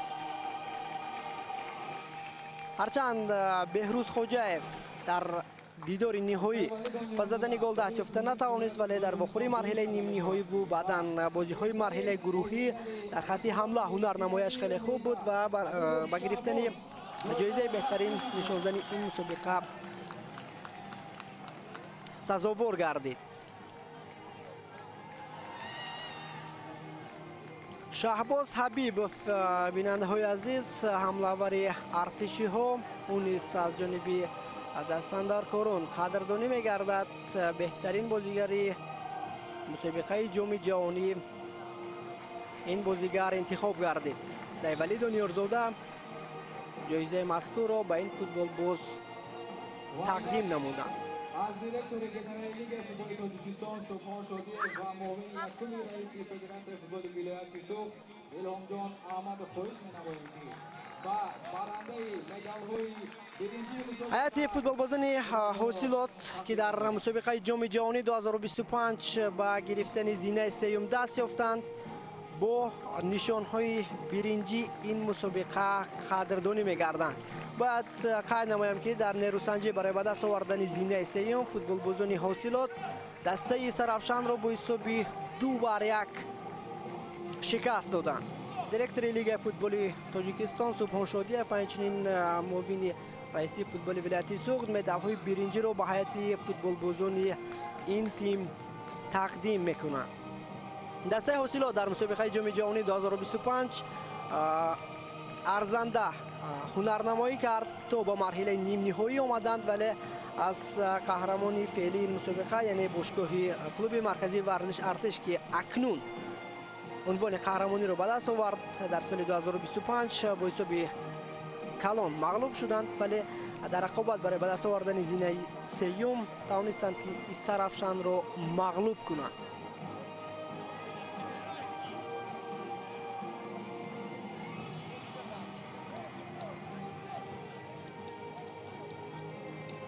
در برابر هیئت فوتبال بازان دسته حاصلات همچنین ستاد مربیان این دسته از جانب دستاندرکاران با مدال های برنجی قدردانی می‌گردند و واقعا هم در مسابقه مذکور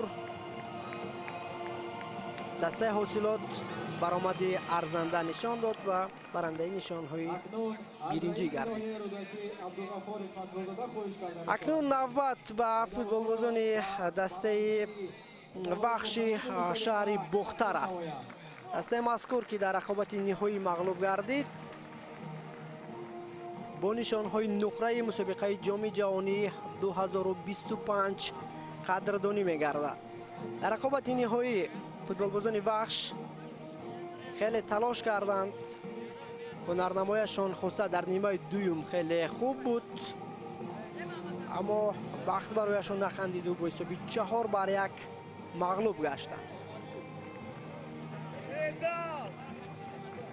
1-1 فوتبال بازان این تیم، هم هیئت ذخیروی و هم هیئت اساسی این دسته مدال های نقره را به گردن می آویزند. موسی جان نظریف، همچنین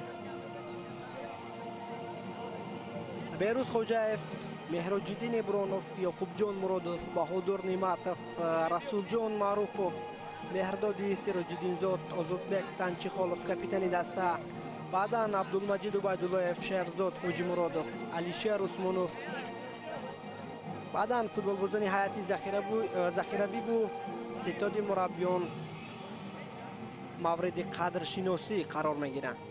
فکر میکنم یک از رقابت های خاطرمانی هیئت جوانان دسته بخش در مسابقه جام جهانی 2025 این نیروسنجی مرحله نیم نهایی به حساب می رود، چون که آنها در یک رقابت بسیار هم مشکل توانستند که دسته استرافشان را شکست بدهند.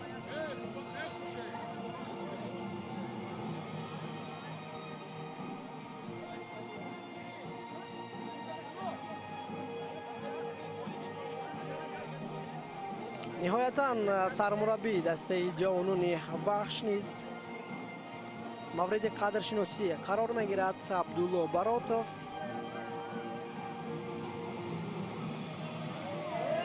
اکنون هیئت دسته بخش، هیئت دسته حاصلات و دیگر تیم ها برای اشتراک در مرحله دومی لیگ عالی مملکت آمادگی های خویش را برا خواهند ماند.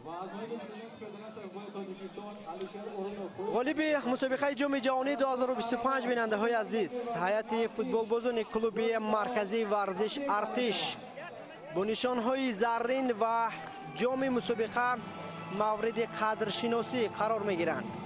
دسته مذکور یعنی هیئت جوانان ارتشی ها بار دوم است که در این مسابقه عنعنوی برنده زینه اول می گردد. فوتبال بازان این تیم بار اول سال 2022 قهرمان گشتند، بعدا در سال 2023 قهرمان گشتند، در سال 2024 باشد در رقابت نهایی از استقلال مغلوب شدند و در سال 2025 باشد باز هم به فینال برآمدند و در این سال باشد مقابل وحش پیروز گشتند. در برابر نشان و همچنین جام مسابقه همچنین به هیئت کلوب مرکزی ورزش ارتش مکافات پولی در حجم 30,000 سومونی تقدیم می‌گردد. دسته بخش باشد در برابر نشان های نقره مکافات پولی در حجم 20,000 سومونی به دست آوردند و با فوتبال بازان تیم حاصلات باشد 10,000 سومونی مکافات پولی تقدیم می‌گردد. در عموم جایزه پولی مسابقه جام جهانی 2025 60,000 سومونی را تشکیل می‌دهد.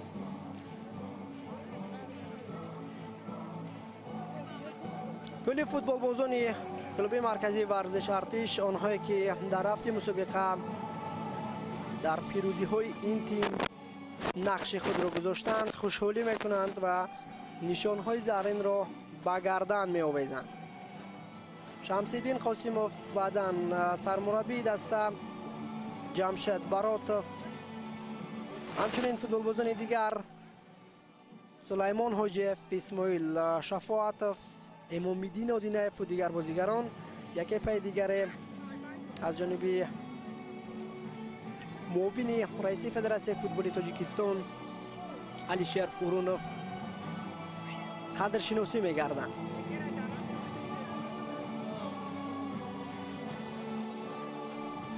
در موسم جاری لیگ عالی میانی حیاتی جوانان کلوب مرکزی ورزش ارتش از زمره آن تیم های است که مدعی حسابیده می شود برای به دست آوردن عنوان قهرمانی، هرچند آنها در جدول عمومی مسابقه برنده یعنی فعلا در زینه دوم قرار دارند.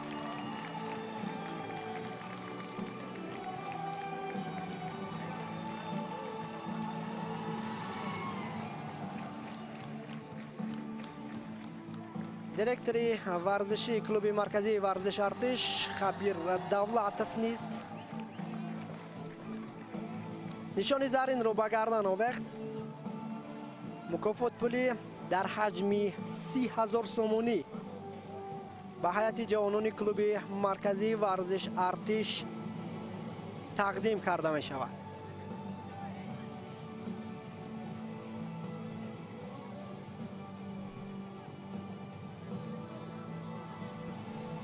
اکنون فرصت آن فرا رسیده است که هیئت بازیگران کلوب مرکزی ورزش ارتش جام مسابقه عنعنوی جام جهانی 2025 را بالای سر بردارند.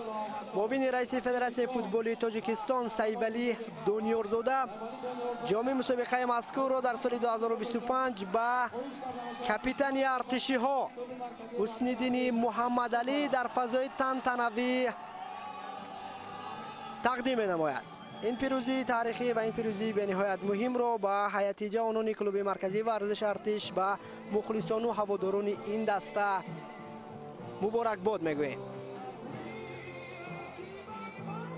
مراسم عکسگیری نیز به انجام رسید و اکنون کلی فوتبال بازان این دسته جام را بالای سر میبردارند. ما باشه در همین جا با گزارش مستقیم خش حسنی انجام میبخشیم. رقابت مذکور را با جمع همکاران تکنیکی از ورزشگاه مرکزی ناحیه رودکی مستقیما منظوری شما گردانیدیم. تا گزارش های نوبتی تنسیت و خانه آباد و دوستداری فوتبال باقی بمانید. خیر.